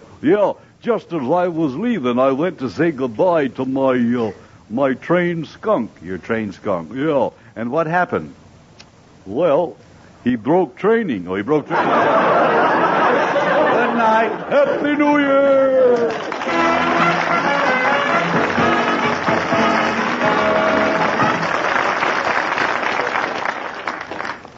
Now for a vocal interlude, our vigorous and vivacious vendors of song, the Mellow Men, and let's start the new year right. 1 minute to midnight, 1 minute to go, 1 minute to say goodbye before we say hello.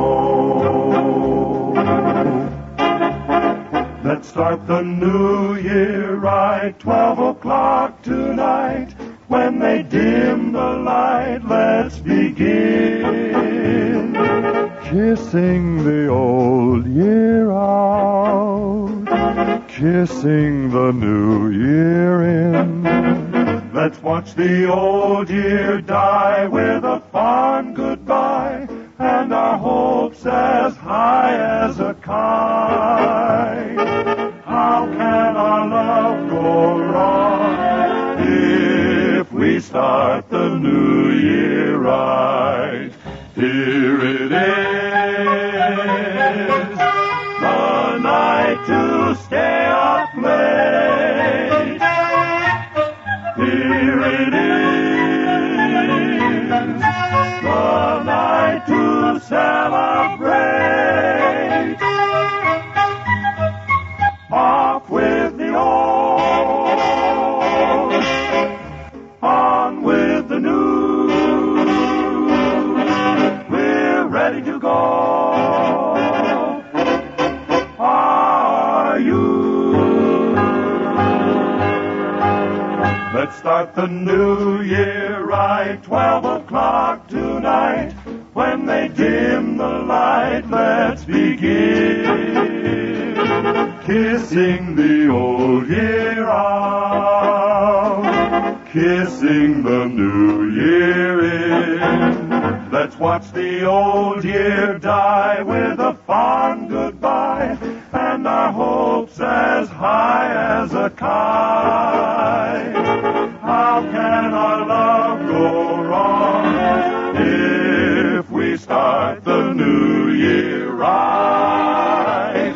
If we start the new year right.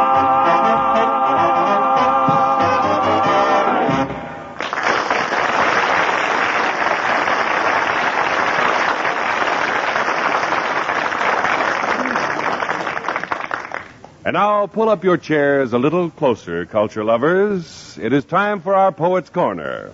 And here is our distinguished guest of the evening, the Poet Laureate of the Mobile Gas Grease Rack, Professor William Makepeace Kirkwood. Happy New Year, everybody. Welcome, Professor. I thought we would open our first Poet's Corner of the new year by quoting Chaucer's famous words. The time that may not sojourn, but goeth and may never return, as whate'er that doon renneth a, but never drop a return may. Beautiful, beautiful. Have you been drinking, boy? No. Please, Professor, that was just a bit of old English. Sounded more like too much old stag to me. Professor, I've had enough. You should have said that last night. No.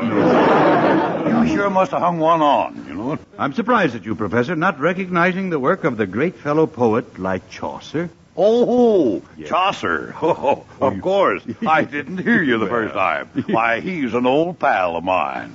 A pal of yours, huh? Sure, old Chauncey boy. Why, I had dinner with him just last week. With Chaucer? Yes. For your information, Chaucer died over 500 years ago. He did? Yeah. I thought he wasn't looking well. I can understand that, yes.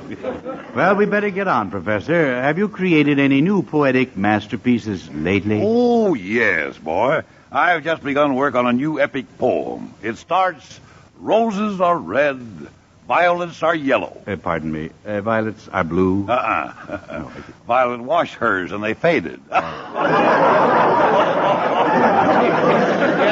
Violets faded. Yeah. Ew, I think I pulled a bloomer there. Now tell me, Professor, what kind of background does a poetic genius like you come from? For instance, what do your parents do? Well, Dad has a big job down at the freight yard. Yes? Loading dice. Mm-hmm. And Mother is a shoplifter. I see. Or perhaps I should say an ex-shoplifter. Oh, you mean she's reformed? No, she's in the clink. Oh. That's awful, I think. Oh, it was a tough break. Yeah. She stole a portable radio, and just when she was walking past the store detective, her bustle started playing I'm Walking Behind You. That's a shame. How long has your mother been incarcerated? Well, that depends. I suppose. Depends on what? On what incarcerated means. Oh. Well, it means, never mind, Professor. I think we won't go into that at all. I think it's better that you just go on with your poem for the evening. Oh. What do we have? Yes. Well, I call this one Ode to Young Love. Oh,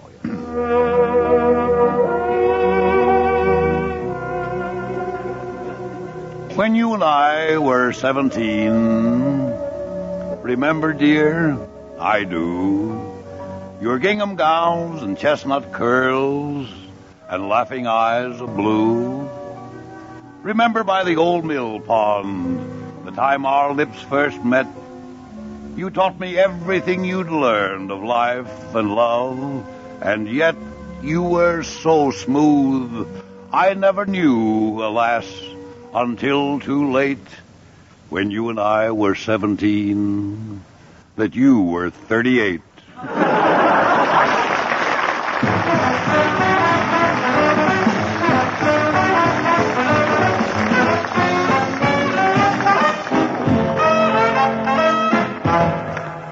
And now here comes Carole Richards racing the Super Chief in on track 9 as she sings Let's Go Down to the Station.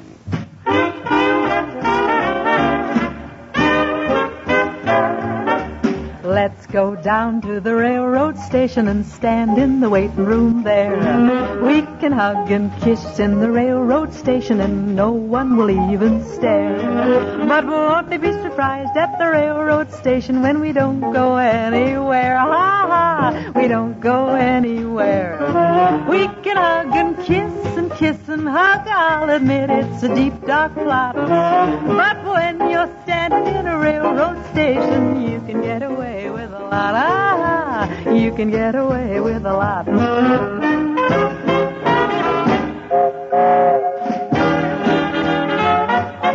Let's go stand on a pier in the harbor and hug and kiss some more. There's bound to be a boat that is leaving the harbor. That's what the harbor's for. But won't they be surprised when the boat sails away and we're both standing on the shore? And we're both standing on the shore. We can hug and kiss and hug. I'll admit it's a deep, dark plot. But when you're standing near a boat in the harbor, you can get away with a lot. You can get away with a lot.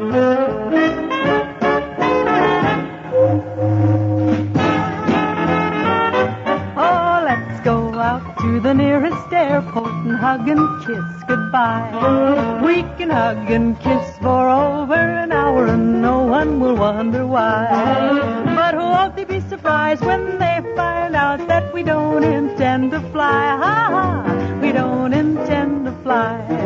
We can hug and kiss and hug. I'll admit it's a deep, dark plot. 'Cause when you buy a plane in the airport, or you're standing by a boat in the harbor, and when you're standing in a railroad station, you can get away with a lot. You can get away with a lot.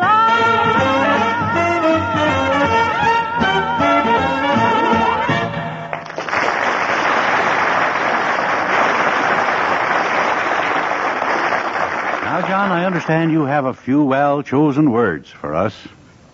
Is someone you love suffering the torments of faulty hearing? Yes, I said torments. Then here is wonderful news from the famous electronic laboratories of Zenith Radio Corporation. It's the new Zenith 50X hearing aid, a tiny, light, finest quality 4-transistor hearing aid that sells not for $200 or $300 like many other makes, but for only $50 complete. This new $50 Zenith is so small it hides behind a man's necktie, so light it can be worn in a woman's hair. It operates for 10 cents a week on one tiny battery.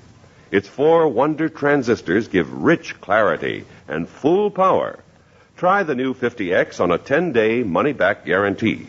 Remember, you can pay far more, but you can't buy a finer hearing aid than Zenith. See the 5 all-new Zenith models at your Zenith hearing aid dealers listed in your classified directory, or write to the station to which you are listening for the names of your nearest dealers.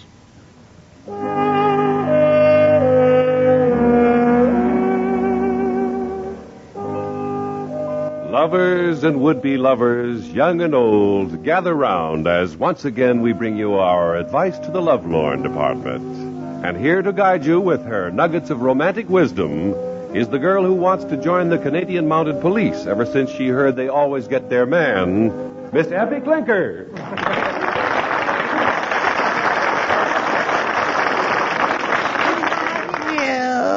Happy New Year, Effie. Well, you mean happy leap year. Happy leap year. Yeah, it's here again, girls. Oh, goody, goody. It's like having a free hunting license. Yes, Well, here it is, 1956. Yes, it is. Was 55 a good year for you, Effie?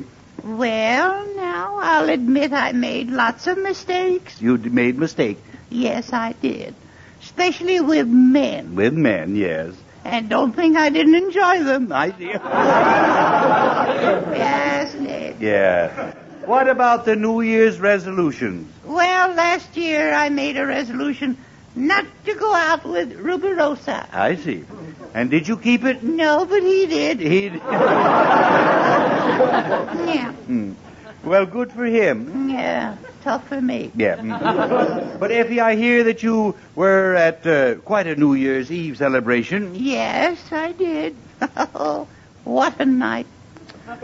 And a strange man even put his arm around me. No? Oh, I didn't know him at all. And he put his arm around you? Yeah. Well, of course you told him to take it away. No, I didn't know. Why? Well, my mother said never to speak to strange men. was the nicest strange man. Yeah, I probably just wanted to dance. Yes. Yes, let's say that, yes. Yeah. I imagine you enjoy dancing. Not like I used to, I must admit. I see. Dancing used to sort of fan the flame of romance in me. Yes. But now it only shakes down the ashes. But I will say we had a hilarious time. Yes. Very high. Yeah. Effie, are you inferring there was an overindulgence at this party? You know, I thought you were on the wagon. I am, but around holidays, I sometimes let one foot drag a little bit. Yeah. Had a little trouble hanging on the other night. You mean, Effie? Yes, let's face it. By midnight, I was tighter than my girdle. I see. By 1 o'clock, I noticed the walls of the room were covered with spiders. Yeah, were? Oh, yes. And you know what? No. I spun a better web than any of them. Did you finally retire? Yes, around 3 a.m. Yeah. I fell asleep as soon as I hit the bed. I'll bet you did. You should have done that, though, long before. Yes, I tried to. I have never seen a bed so hard to hit.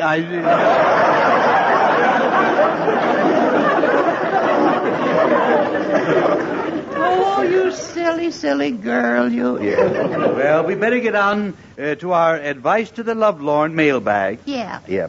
The first listener writes, Dear Miss Clinker, I'm trying to decide whether to be an old maid or whether to get me a husband. What would you advise me to do? Well, dearie, you have to decide which you want to do. Yes. Be an old maid looking for a husband every day, or get a husband and be looking for him every night. How about this letter? How about it, yeah? Yeah. Dear Miss Clinker, how late should a girl stay up at night? Don't ask me. Yeah. I was out after 2 last night. You were? Didn't catch either one. Another one? Dear Miss Clinker, do you ever go out with a man who kisses and tells? Sure. Yeah. At my age, I need all the advertising I can get. And this is the last letter we have time for. Dear Miss Clinker, the man I'm going with is very mean to me sometimes. What shall I do? Well, my advice to her, dearie, is this. Yeah. Teach him a lesson he'll never forget. Marry him. Yeah. Do you have any final advice for the ladies in our audience? Yes, I do, girls. Be very careful when selecting a husband. Many women marry a man for life and find out he doesn't have any. Yeah.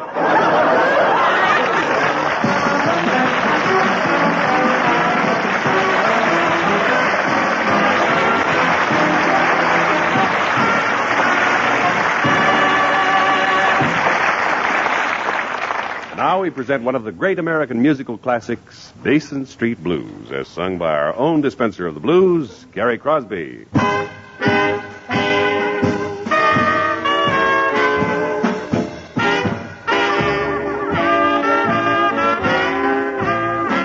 Hey, won't you come along with me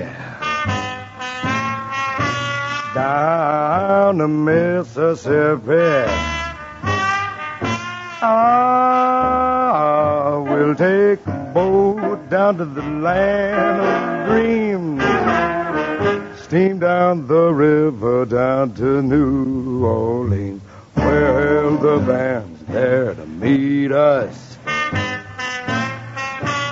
Old friends to greet us. That's where the light and the dark both meet. Heaven on earth, they call it Basin Street. Oh, yeah, well, Basin Street is the street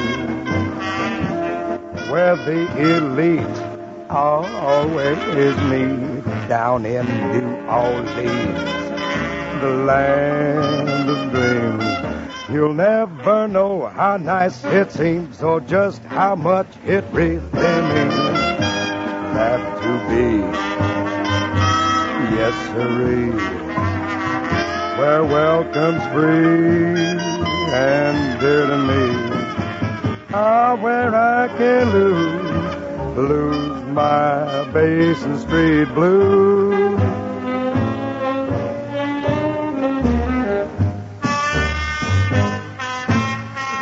Ah, come along with me down the Mississippi.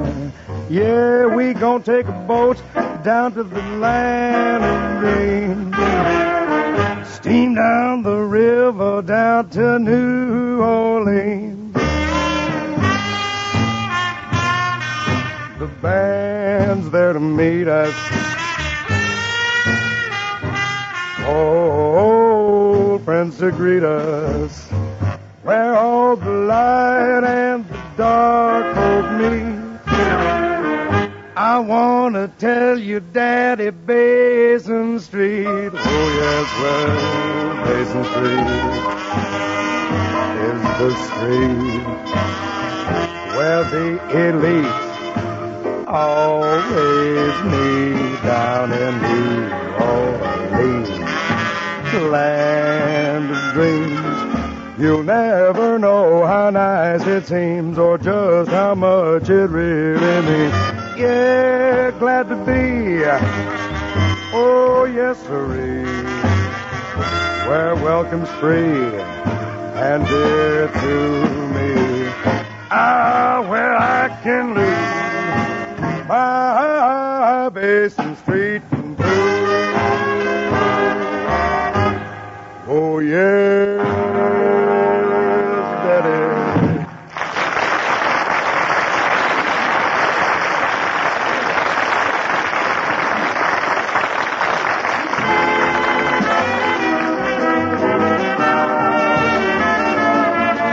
The Edgar Bergen Hour, transcribed with Charlie McCarthy, Mortimer Snerd, Gary Crosby, Carole Richards, Jack Kirkwood, the Mellow Men, and Ray Noble, will be back after station identification.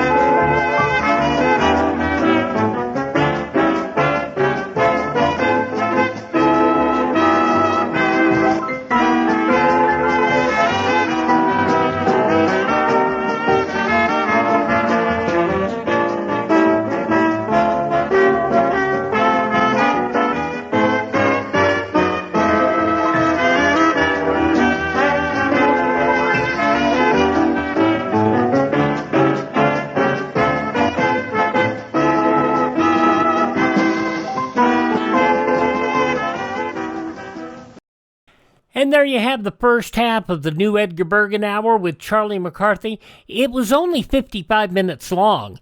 Began at 7:05 on Sunday night in the old Jack Benny time slot. Of course, they had CBS News for the first 5 minutes. And that continued until 8 o'clock. We're going to take a break here, and we will rejoin the new Edgar Bergen Hour, and we'll get to hear from Edgar's guest, Lou Ayers, to talk about his study of religions of the world. That's next.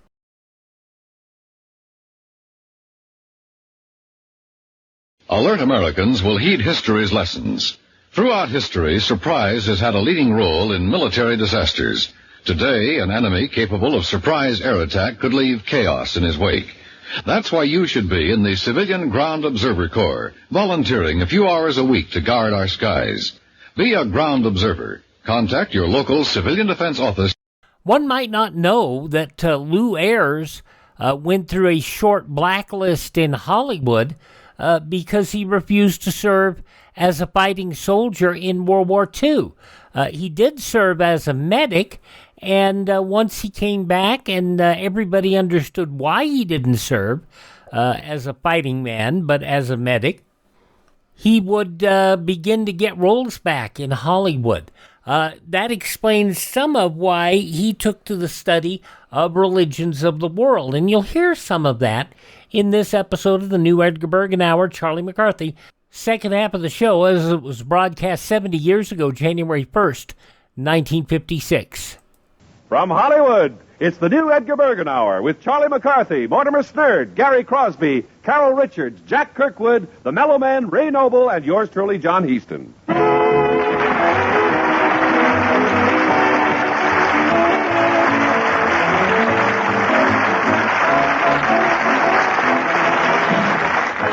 And here they are now, Edgar Bergen and Charlie McCarthy.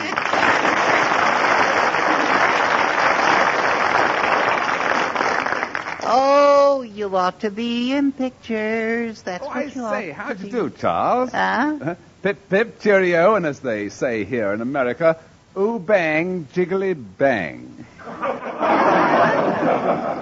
They don't say that here. They say jiggly jang. You're just not with it, Ray. You just don't dig it, Ray. Now, just hold that pose, Ray. Don't move. I want to get a picture of you with my new camera. Now, look at the 30. There you are, Ray. Hello, Ray. Hello, Charlie. What's going on here? Oh, I'm busy taking pictures of Ray. Oh, so you're really having fun with your new camera? Well, I hope you've got some good pictures that you took of me last week, where I look sort of boyish. I'm a photographer, not a miracle worker. All right, behave yourself. I did get one terrific picture of you coming out of the shower with only a towel around you. Oh, with only a towel around me. Yeah, sort of a pot shot, you might say. I got it right here. Just look at your chummy. Chummy? Yeah, it's part chest and part tummy. Oh, I see. Did you get any good action shots of me? Yeah, here's a wonderful picture of you combing your hair. Oh, with a magnifying glass in the other hand. Yeah. Naturally, it's a glossy print. Yes, that will do, young man. I don't want anyone to see these pictures. You understand? I was hoping you would say that. Yeah. Now, do you want to see the others, or shall we start discussing terms? What do you mean, terms? Well, shall we say $30 for a starter? Yeah. And what do you take me for? $30, I hope. Yeah. No, just a minute. $30 for a few snapshots? That's ridiculous. Charlie, how does $5 strike you? Strike me? It doesn't even muss my hair. It doesn't. No. What price do you think is fair? Fair? Yes. Now, let's not mess up this deal with ethics. All right. I'll give you $2 a picture. That'll be $10. Now, here's the $10. Yes, sir. And to show you there's no hard feelings, if you want any more at the same price, I still have the negatives.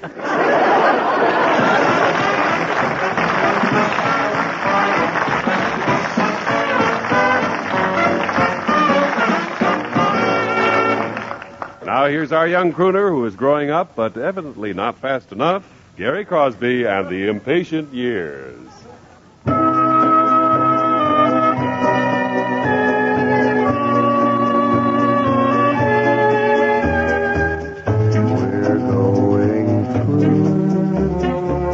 The impatient years, the years when the days seem twice as long, restless and sighing, and laughing and crying, and dreaming a dream people say is wrong. But we'll journey through the impatient years to each other's arms where we belong,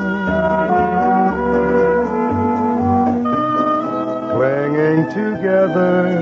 I'm certain we'll weather the warm and stormy, gay and impatient years. We're going through the impatient years. The impatient years.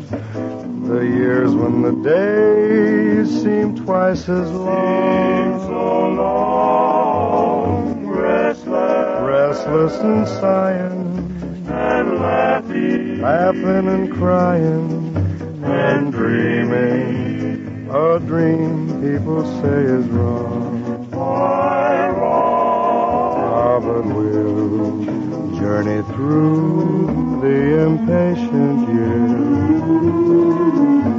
to each other's arms where we belong. In your arms where I belong. Clinging together, I'm certain we'll weather the warm and stormy, gay and impatient year. Impatient and stormy. The warm and stormy, gay and impatient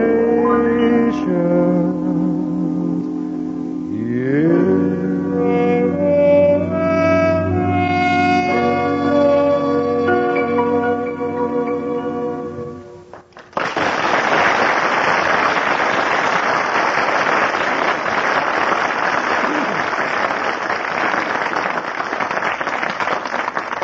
Ladies and gentlemen, tonight on the Meet the People segment of our show, we are highly honored in having with us one of Hollywood's most distinguished actors. He is the star of All Quiet on the Western Front, and more recently, the Dr. Kildare series, Johnny Belinda, and many others. However, for the past 2 years, he has been busy completing a film concerning a subject that is very close to his heart, the world's great religions. I'd like you to meet Lou Ayers. Thank you, and good evening, everybody. Well, Lou, we're very happy to have you with us this evening, and I understand that your color films on the world's great religions titled Altars of the East are now screening at the Carthay Circle Theater and meeting with great acclaim. Well, thank you very much, Edgar. And I think it's unusual that an actor of your stature in the motion picture industry should leave the screen to make a religious series. How did this happen? Was it a long-time dream with you? Well, no. Making the pictures was an idea that occurred to me only a couple of years ago. But for many years, I've been interested in the world's great religions and have studied their basic doctrines for a long time. Yes. Lou, what actually did you set out to do when you decided to make these films of the world's great religions? Well, of course, I started to make only one film. But the materials were so vast and the subject is practically endless that it eventuated into a film 5.5 hours long, without even touching on Christianity. Well, what religions do you include in the series? Well, the first section presents Hinduism, Sikhism, Jainism, and a sequel on the Parsis. And the second evening deals with Buddhism as practiced in Siam, Burma, China, and Japan. The same program also includes Taoism and Shinto. And the third evening is devoted to Judaism and the religion of Islam. Well, Lou, could you give us a brief description of some of these religions? I suppose we could try, Edgar, but it's a tough assignment. Just give us a general idea. Now, for instance, Wheel of Karma. Isn't that right? Wheel of Karma? Hinduism. Yes. Well, what about that? Well, it's one of the oldest living religions, Edgar, dating from about 3000 B.C. and confined to the people of India, supporting the caste system, has 300 million followers, teaches one supreme God with a host of lesser gods. Its principal beliefs are the laws of karma and reincarnation. Yeah, now, what is the meaning of those last two laws, then, Lou? Well, karma is divine justice. And the doctrine of reincarnation states that each man must be reborn on earth countless times until he has succeeded in perfecting himself. Now, what about Jainism? Now, that's a reform on Hinduism. It began about 2,500 years ago. It outlaws the caste system and Hindu rituals.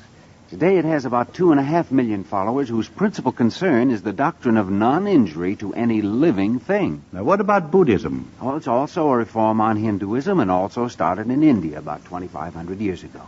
Supposedly has about 500 million followers throughout Asia. And does not teach about God at all. It believes in man's immortality and claims we all will be born again and again until we have perfected our souls. Well, just how does one do this? According to the Buddhists, by renouncing all the pleasures and concerns of life on earth. I see. And then this then makes a person eligible for heaven. Well, you could say that. They call it nirvana, Edgar. I see. And what would you say about this Islam? Oh, well, that's said to be the fastest growing religion in the world today. It has about 350 million followers of the teachings of Muhammad, who was born in Arabia around 500 A.D. They accept many Jewish and Christian prophets and teachings, although they have their own interpretation and scripture. Uh-huh. And then there is, you mentioned, the Koran. Oh, that's what they call the scripture. That's right. Now, what about, is it Daoism? Yeah, Taoism, that's right. Isn't that Chinese? It is. And these were the teachings of a philosopher named Lao Tzu, who lived about 500 B.C. His followers made it a religion after his death. I had the Taoist Pope on the film, by the way. Oh, well, here's one more, Lou. What about Shinto? Shinto means way of the gods, Edgar, and this refers to all the kinds of religion and folklore which were specifically originated on the Isles of Japan. Now, you have film sequences on all these subjects that we've talked on? Much more than this, Edgar. Well, I understand you interviewed the religious leaders of the world, too. What were some of the questions that you asked them? Oh, I wanted to know what they felt about religion as a unifying force for world peace and what they felt their part might be. Also, what were the central teachings of their religions. Now, just why have you devoted so much of your time to the study of the world's religions? Oh, Edgar, we search for answers to life's problems in many ways. The arts, the sciences, and they help. But for final answers, we must turn to religion, more than any other field. What, in your opinion, is responsible for the resurgence of interest in religion today? Well, some of it, I believe, has to do with the world's spiritual insecurity. Yeah. Life has become so urbanized. We seem to be living in the midst of billions of strangers, and one of the questions we ask ourselves is, can I matter? Or who am I in all this crowd? And a return to religion can help. Well, perhaps a spiritual awakening, you might say, a return to basic faith could help to answer such questions.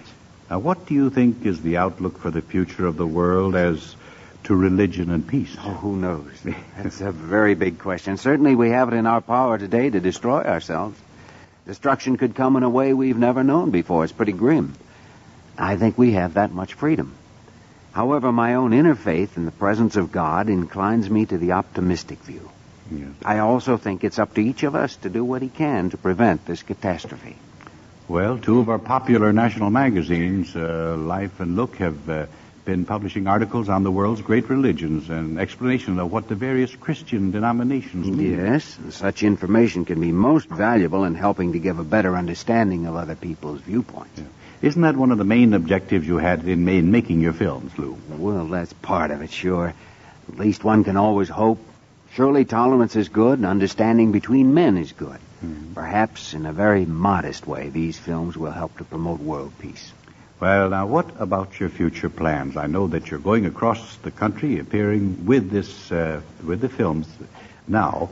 But certainly you haven't deserted motion pictures, have you? Oh, no. Right now, you're right. I'm thinking only of getting these pictures launched. But if the right kind of a role came along, I'd enjoy it. Why not? You mentioned that you had not yet touched on Christianity. Will you make another religious film? Well, I planned two more projects, one on Christianity and one on the development of religions from the most primitive form up through the more highly evolved concepts of worshiping God. Mm-hmm. Of course, that would take us through Africa and many of the Pacific Islands.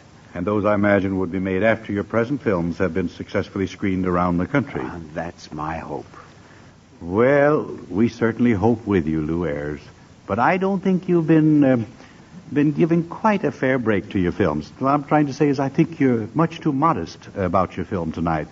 And I'd just like to quote what the critic of the San Francisco Examiner thought about your inspiring film, Altars of the East. He says, quote, something different, something engrossing, something grippingly fascinating from start to finish, a remarkable feat, stirringly beautiful, unquote. I think that's pretty good.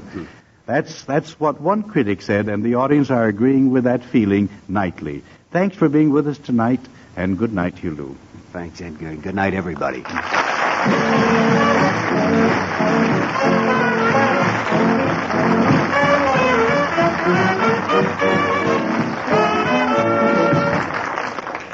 Ladies and gentlemen, with the increasing trend towards medical shows on TV, as well as the actual performance of surgical operations before the cameras, it is very possible that before long we'll be having television hospitals, staffed by doctors who have had 4 years of medical school, a year of voice study, and 2 years of tap dancing with Arthur Murray. So come along with us as our special events department gives you a look into the future, and we visit Dr. McCarthy's television hospital. A staff rehearsal is in progress as we enter. We're the MDs of TV, the stars of screen and surgery. We operate on Channel 3. Cut, cut, cut. We're the doctor's video. If your appendix has to go, come to us for the opening show. Slice, slice, slice. Why, Liberace plays a candelabra sonata. We tenderly remove your entire gallbladder. We'll sew you up with an argyle stripe. Or with 3 buttons if you're the Brooks Brothers type. We're the MDs of TV, the stars of screen and surgery. We operate on Channel 3. Saw, saw, saw. We snip tonsils by the stack, remove your sacroiliac, and what's left over we put back. Quack, quack, quack. Is there a doctor in the house? Stars of TV.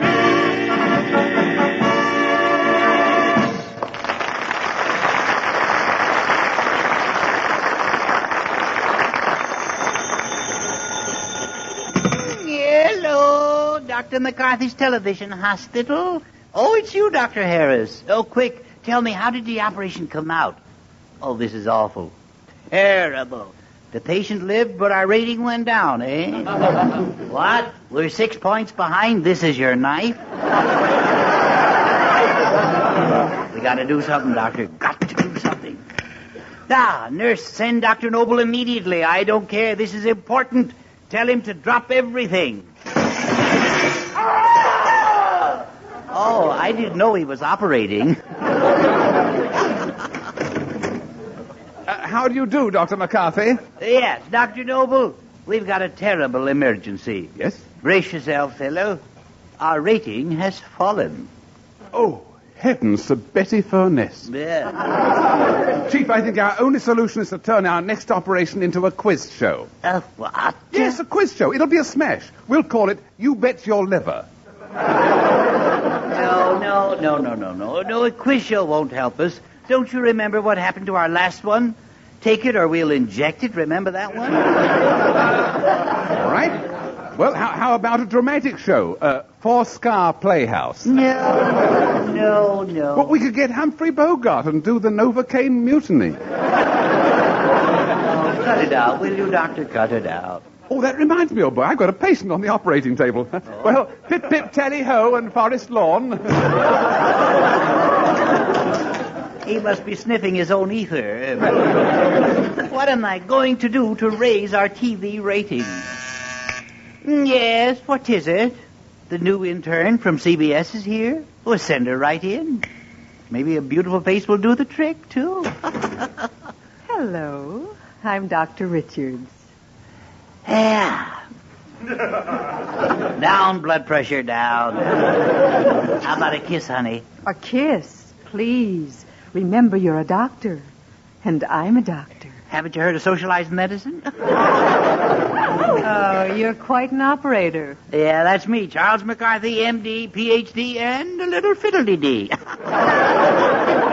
Oh, please, Doctor. Yeah? I hear you want me to help with your TV operation tonight. This is right, yes. Dr. Richards, I've checked you, and you've had best marks in medical school. And here's your outfit. Oh, Doctor, isn't this going too far? A bikini operating gown? Yeah, you see, I also checked that you had the best legs, too. I'll do anything to raise our rating. Doctor, you seem desperate. I am. You see, our hospital network is going to pot. Here, I'll switch you to our studio viewer, just to show you the type of programs we're turning out lately. They're not good, you know. And now, Dr. McCarthy's TV hospital brings you another heartwarming episode in the life of Becky Hockenridge, girl patient. The real-life drama of one woman's fight against hangnails. Yes, awfully small-budgeted show. I'll try another channel, another studio here. Hurry up, folks. The clock is ticking. You only have 2 minutes left. Dr. McCarthy, what's happening? Look, there are 200 people operating on one patient. Well, that's our audience participation show. It's awful. Our programs are so bad they could even make a germ sick. Yes. Huh? He's here? Oh, our guest surgeon for tonight's show. Good. Send him in. A guest surgeon? Yes. We brought him directly from Vienna. The great Leopold von Volkswagen. What an honor. Is this the place? Yeah, this is the place, yeah. Are you really the eminent Dr. Volkswagen? Yeah, with white ball tires. I just came from a very unusual operation. I removed a man's tonsils, liver, and kidney. And what was so unusual about that, Doctor? He had measles. But while I was at it, I cut out the spots. You cut out the spots? Yeah, you should see him now. When he drinks water, he leaks like a shower. Sounds like a good act. But what do you do for an encore? Oh, that's simple.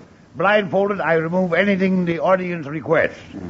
Last week at Low Sauerbraten, I took out 4 gallstones, an appendix, 3 livers, and 4 adenoids. I don't believe it. You don't? I'll show you my scrapbook. Oh, Doctor, you're certainly happy at your work. You seem so effervescent. Did you ever see me when I ever wasn't?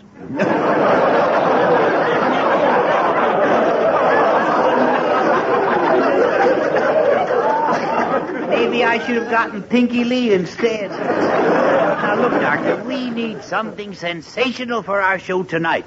Now, what are you going to do? Well, tonight I'm going to demonstrate a new surgical technique for closing an incision. Yeah? It's called the Rachmansrache Achtung Finsterwalder Habendrgabengerwursteverein method.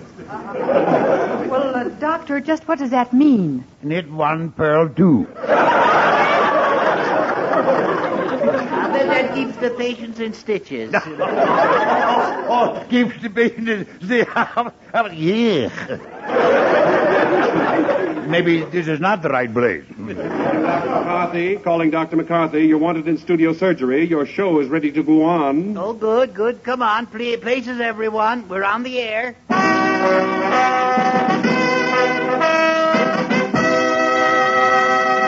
Ladies and gentlemen, Dr. Charlie McCarthy's Television Hospital presents your Sunday evening operation with special guest stars Dr. Carole Richards and Dr. Leopold von Volkswagen, sponsored by Sludge-O Soap. Good evening, everybody. We are ready to start the operation. Doctors, let's wash. When I wash, I always use Sludge-O soap. Yeah, Sludge-O soap contains that new magic ingredient, dirt. It's the perfect soap for clean people who have nothing to do on Saturday night. Oh, Sludge-O soap, it doesn't wash, it doesn't float, it doesn't slush, it doesn't clean, it doesn't scrub. It's just good company in the tub.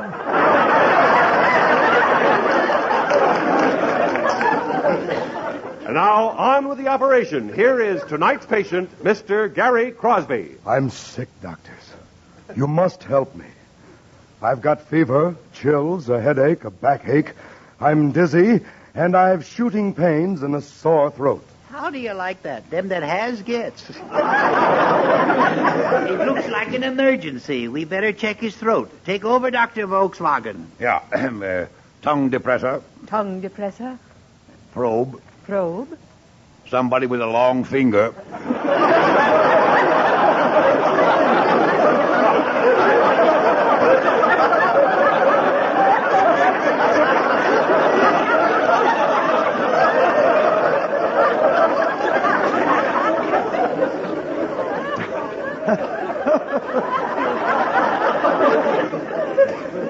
Doctor, never mind my throat, doctor. It's my stomach that hurts. Oh, good. We'll operate immediately. What about an anesthetic?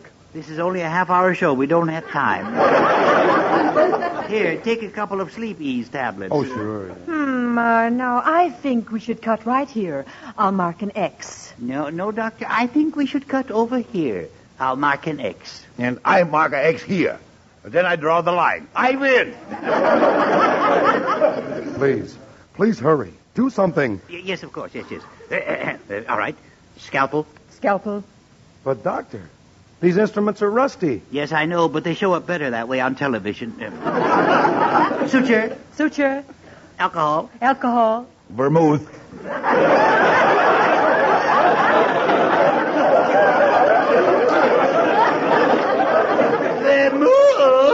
You want me to drink this stuff straight? Doctor, I'm sinking fast. Uh-oh. Clamp. Clamp. Iodine. Iodine. I'll have some more vermouth. Shut up. Shut up. No, I mean, Hurry, Doctor. yeah, we gotta work fast. Gauze. Gauze. Song. Song. Song? Sure. We always finish the operation with a big musical number. Hit it, Dr. Noble. We hope this operation is not a dud. We've been messing around with muscle and blood.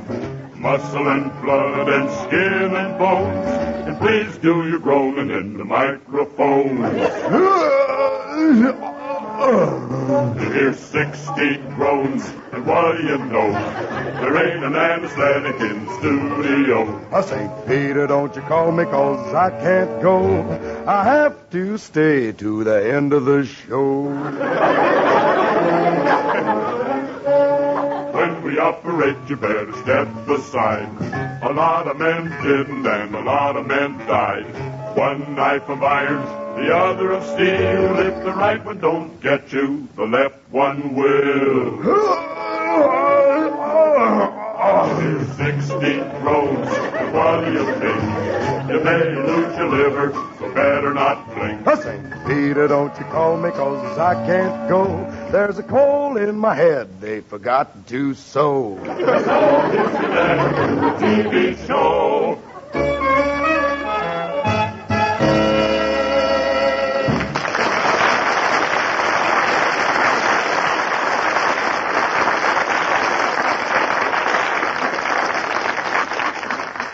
Oh, and they call his dad the groaner. Well, the operation is over. We removed everything. Tell us, Mr. Crosby, just what was wrong with you? Nothing. Nothing? That's right. I just wanted to be on television. Hello, Dad. Hi, Lynn. I'll be right home That's without what the he money. thinks.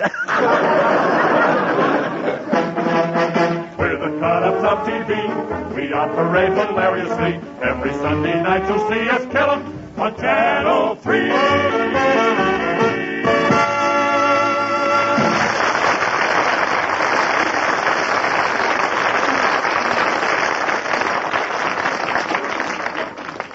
Now comes the time for a mighty pleasant chore indeed, as we welcome a brand new sponsor to the show, and a very distinguished sponsor at that, the makers of CBS television sets.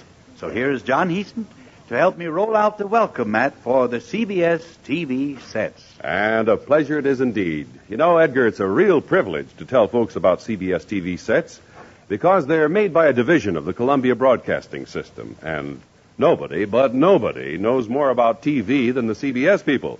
They've been leaders in broadcasting for over a quarter of a century. And that name, CBS, on a TV set means it's got to be the best. They're built to CBS standards, the tough standards of broadcast engineers themselves. So why don't you go down to your dealers and take a look at these great new 21 and 24-inch CBS TV sets. Check them out for looks, for features, and for performance. You'll see why they're called the first luxury sets in the popular price field. You can get a brand new 21-inch CBS TV set for only $169.95. So make your next set a better set. Make it a CBS. And now, here is Edgar Bergen. And now it's time for another bit of sage advice from our rural philosopher, Mortimer. And here he is with Snurd's words for the birds.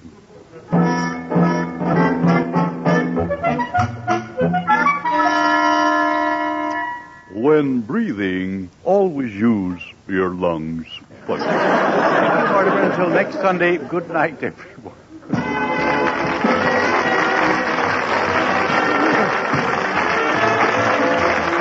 We're Remember to listen to Edgar Bergen with Charlie McCarthy, Mortimer Snerd, Ray Noble, and the entire ensemble next Sunday at this same time. Tonight's Edgar Bergen Show with Jack Kirkwood, Carole Richards, Gary Crosby, and the Mellow Men was produced and transcribed in Hollywood by Sam Pierce.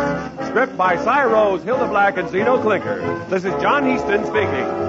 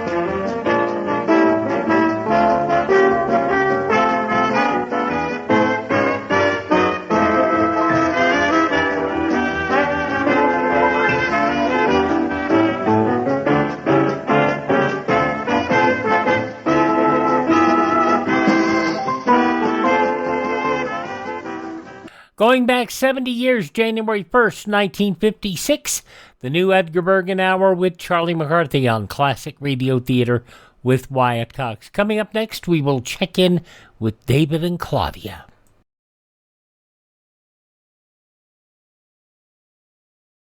Americans have always been noted for their know-how.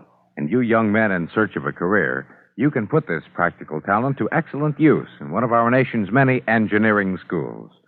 At the present time, we need engineers. We need them to maintain our scientific and engineering superiority. So look to your future, to America's future. Plan now to become an engineer. And it's New Year's Day here, 2026.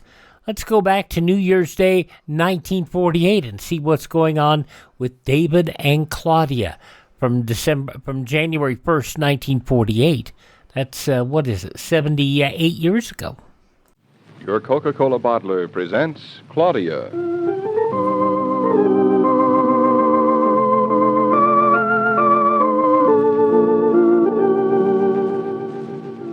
Claudia, based on the original stories by Rose Franken. Brought to you, transcribed, Monday through Friday, by your friendly neighbor who bottles Coca-Cola. Relax, and while you're listening, refresh yourself. Have a Coke.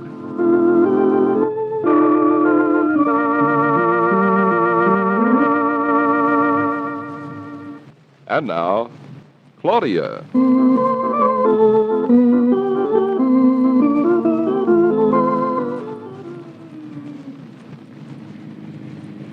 Oh, darling, I wish we weren't going to Julia and Hartley's. I wish we were going home.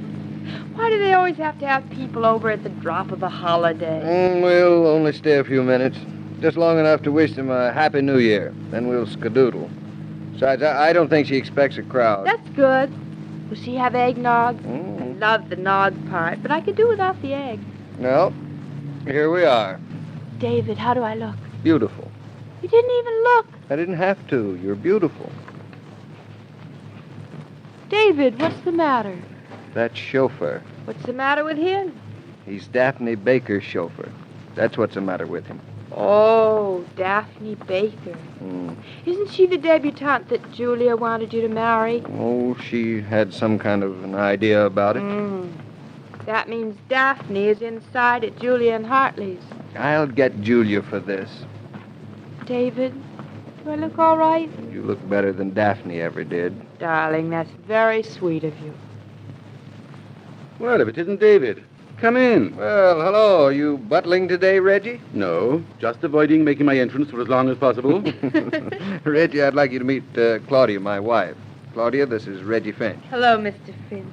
Happy New Year. Oh, I'd forgotten you got married. Hello. Very happy indeed. David, how did you get roped into this? Into what? Oh, I didn't mean you, my dear. Well, it sounded as if you did. Certainly did. I meant roped into coming here today. You're sure now that that's what you mean? Oh, my, yes, I'm sure. Your wife's charming and very beautiful. Oh, I say, is Daphne going to be here? Daphne? Reggie, you don't look too happy about something. Coming to this recital by Julia's latest protege, a musicale on New Year's afternoon. Now, imagine. Oh, music, huh? You'd think Julie would realize that today we've got quite enough music in our own heads as it is. Well, I'm half tempted to turn around and go home.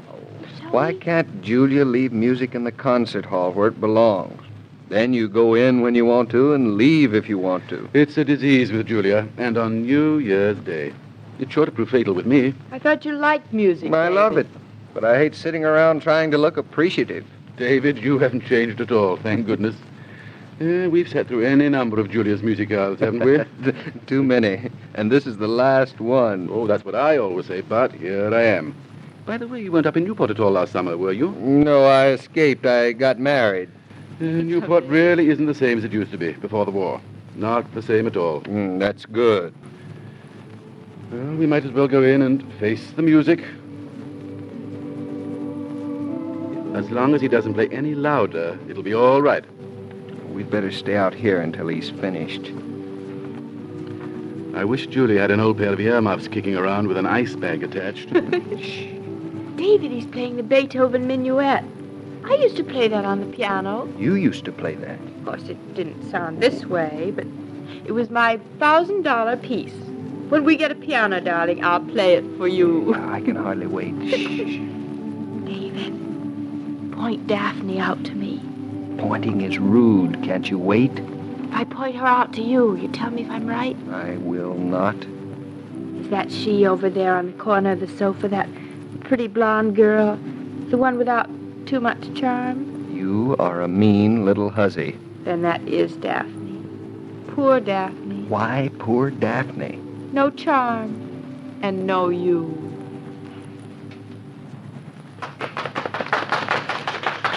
That's our cue. Take a deep breath. In we go. Claudia, David. You're here. Hello, Julia. Happy New Year, Julia. Don't I get greeted, Julia? Of course, Reggie. So glad to see you. Oh, you're not looking very well. I'm not feeling very well. Fine way to start the new year. Hello there, my dear. Hello, Hartley. Hello, You're Hartley. just in time for one more piece. I'm sorry you couldn't hear the rest. It was marvelous. Oh, I'm sorry we're late, Julia. No matter. Reggie, you come over here. There's a place right next to Daphne just for you. Claudia, David. We'll sit down right here, Julia. This'll be fine. Good. We'll talk later. Move over a little, my dear. Make room for me. Love to. Come on, Hartley, sit down. Well, everybody, we're going to have a pièce de résistance now. Mr. Abraham Goldman, a distinguished graduate of the Yale Conservatory and the Peabody Institute, will give us his very special and widely known rendition of the Horace Staccato, as transcribed by Yasha Heifetz from the original composition by Denisio.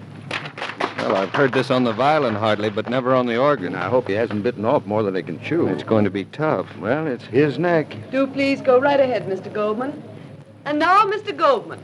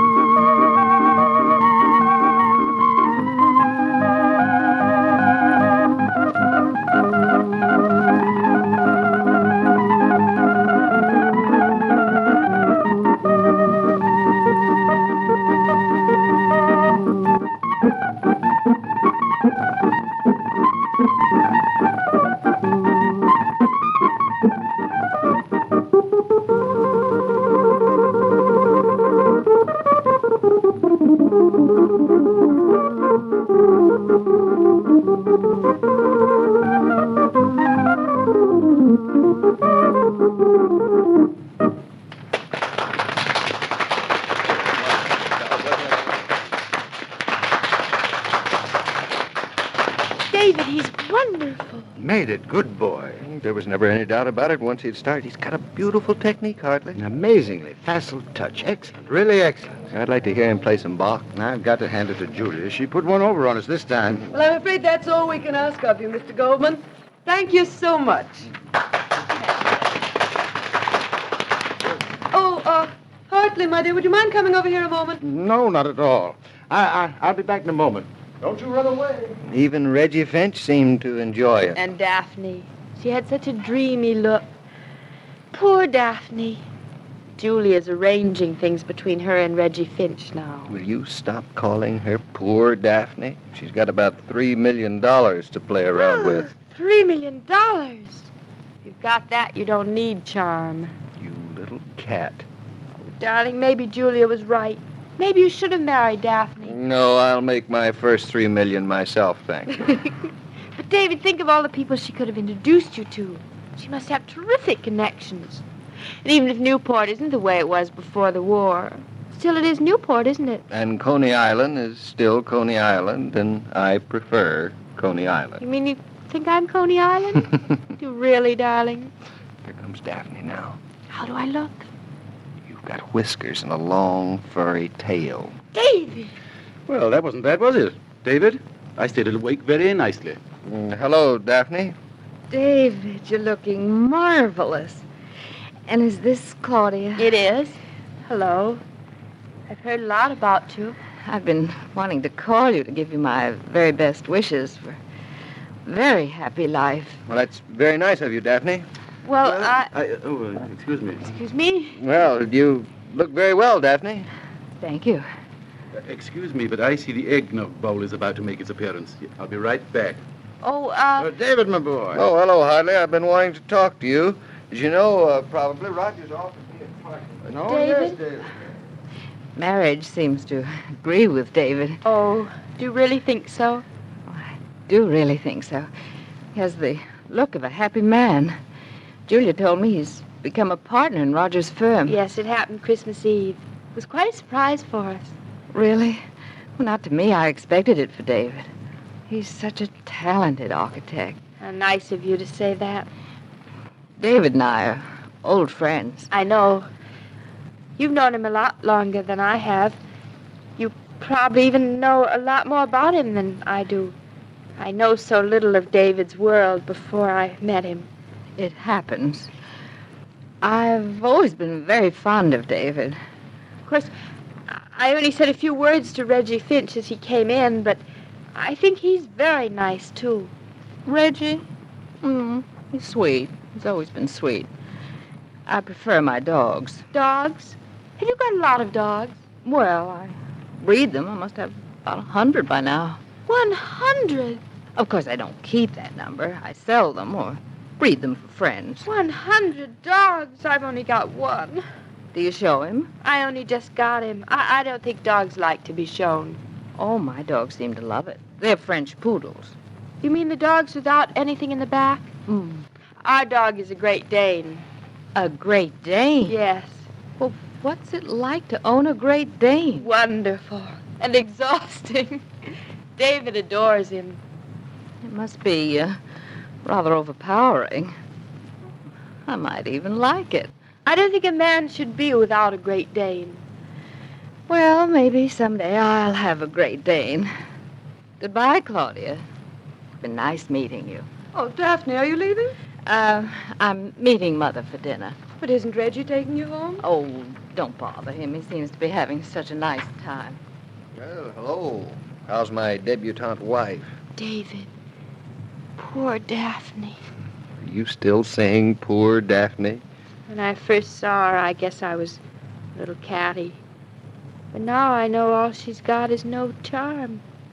$3 million, 100 poodles, and Julia trying to marry her off to Reggie Finch. Everybody's always trying to marry poor Daphne off. She was in love with you. Don't we know anybody good for her? Now, Claudia, don't you too? You know that when you try and fix something up for somebody, it never works out. David, if somebody tried to fix us up, would we have worked? I doubt it. You do? How can you say such a thing? But look, darling, Since nobody tried to fix us up, since we just happened, how would you like to go home? I'd love to go home. I wanted to go home in the beginning.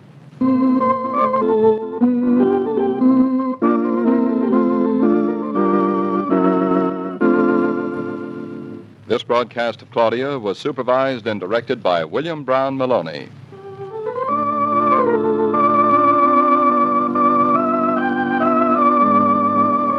Happy New Year, friends.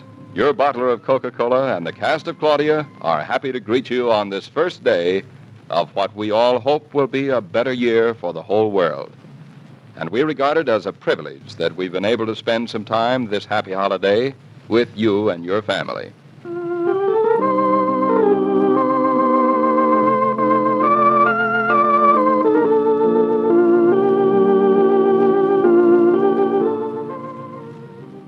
Every day, Monday through Friday, Claudia comes to you, transcribed, with the best wishes of your friendly neighbor who bottles Coca-Cola. So listen again tomorrow at the same time. And now this is Joe King saying au revoir. And remember, whoever you are, whatever you do, wherever you may be, when you think of refreshment, think of Coca-Cola. For ice-cold Coca-Cola makes any pause the pause that refreshes.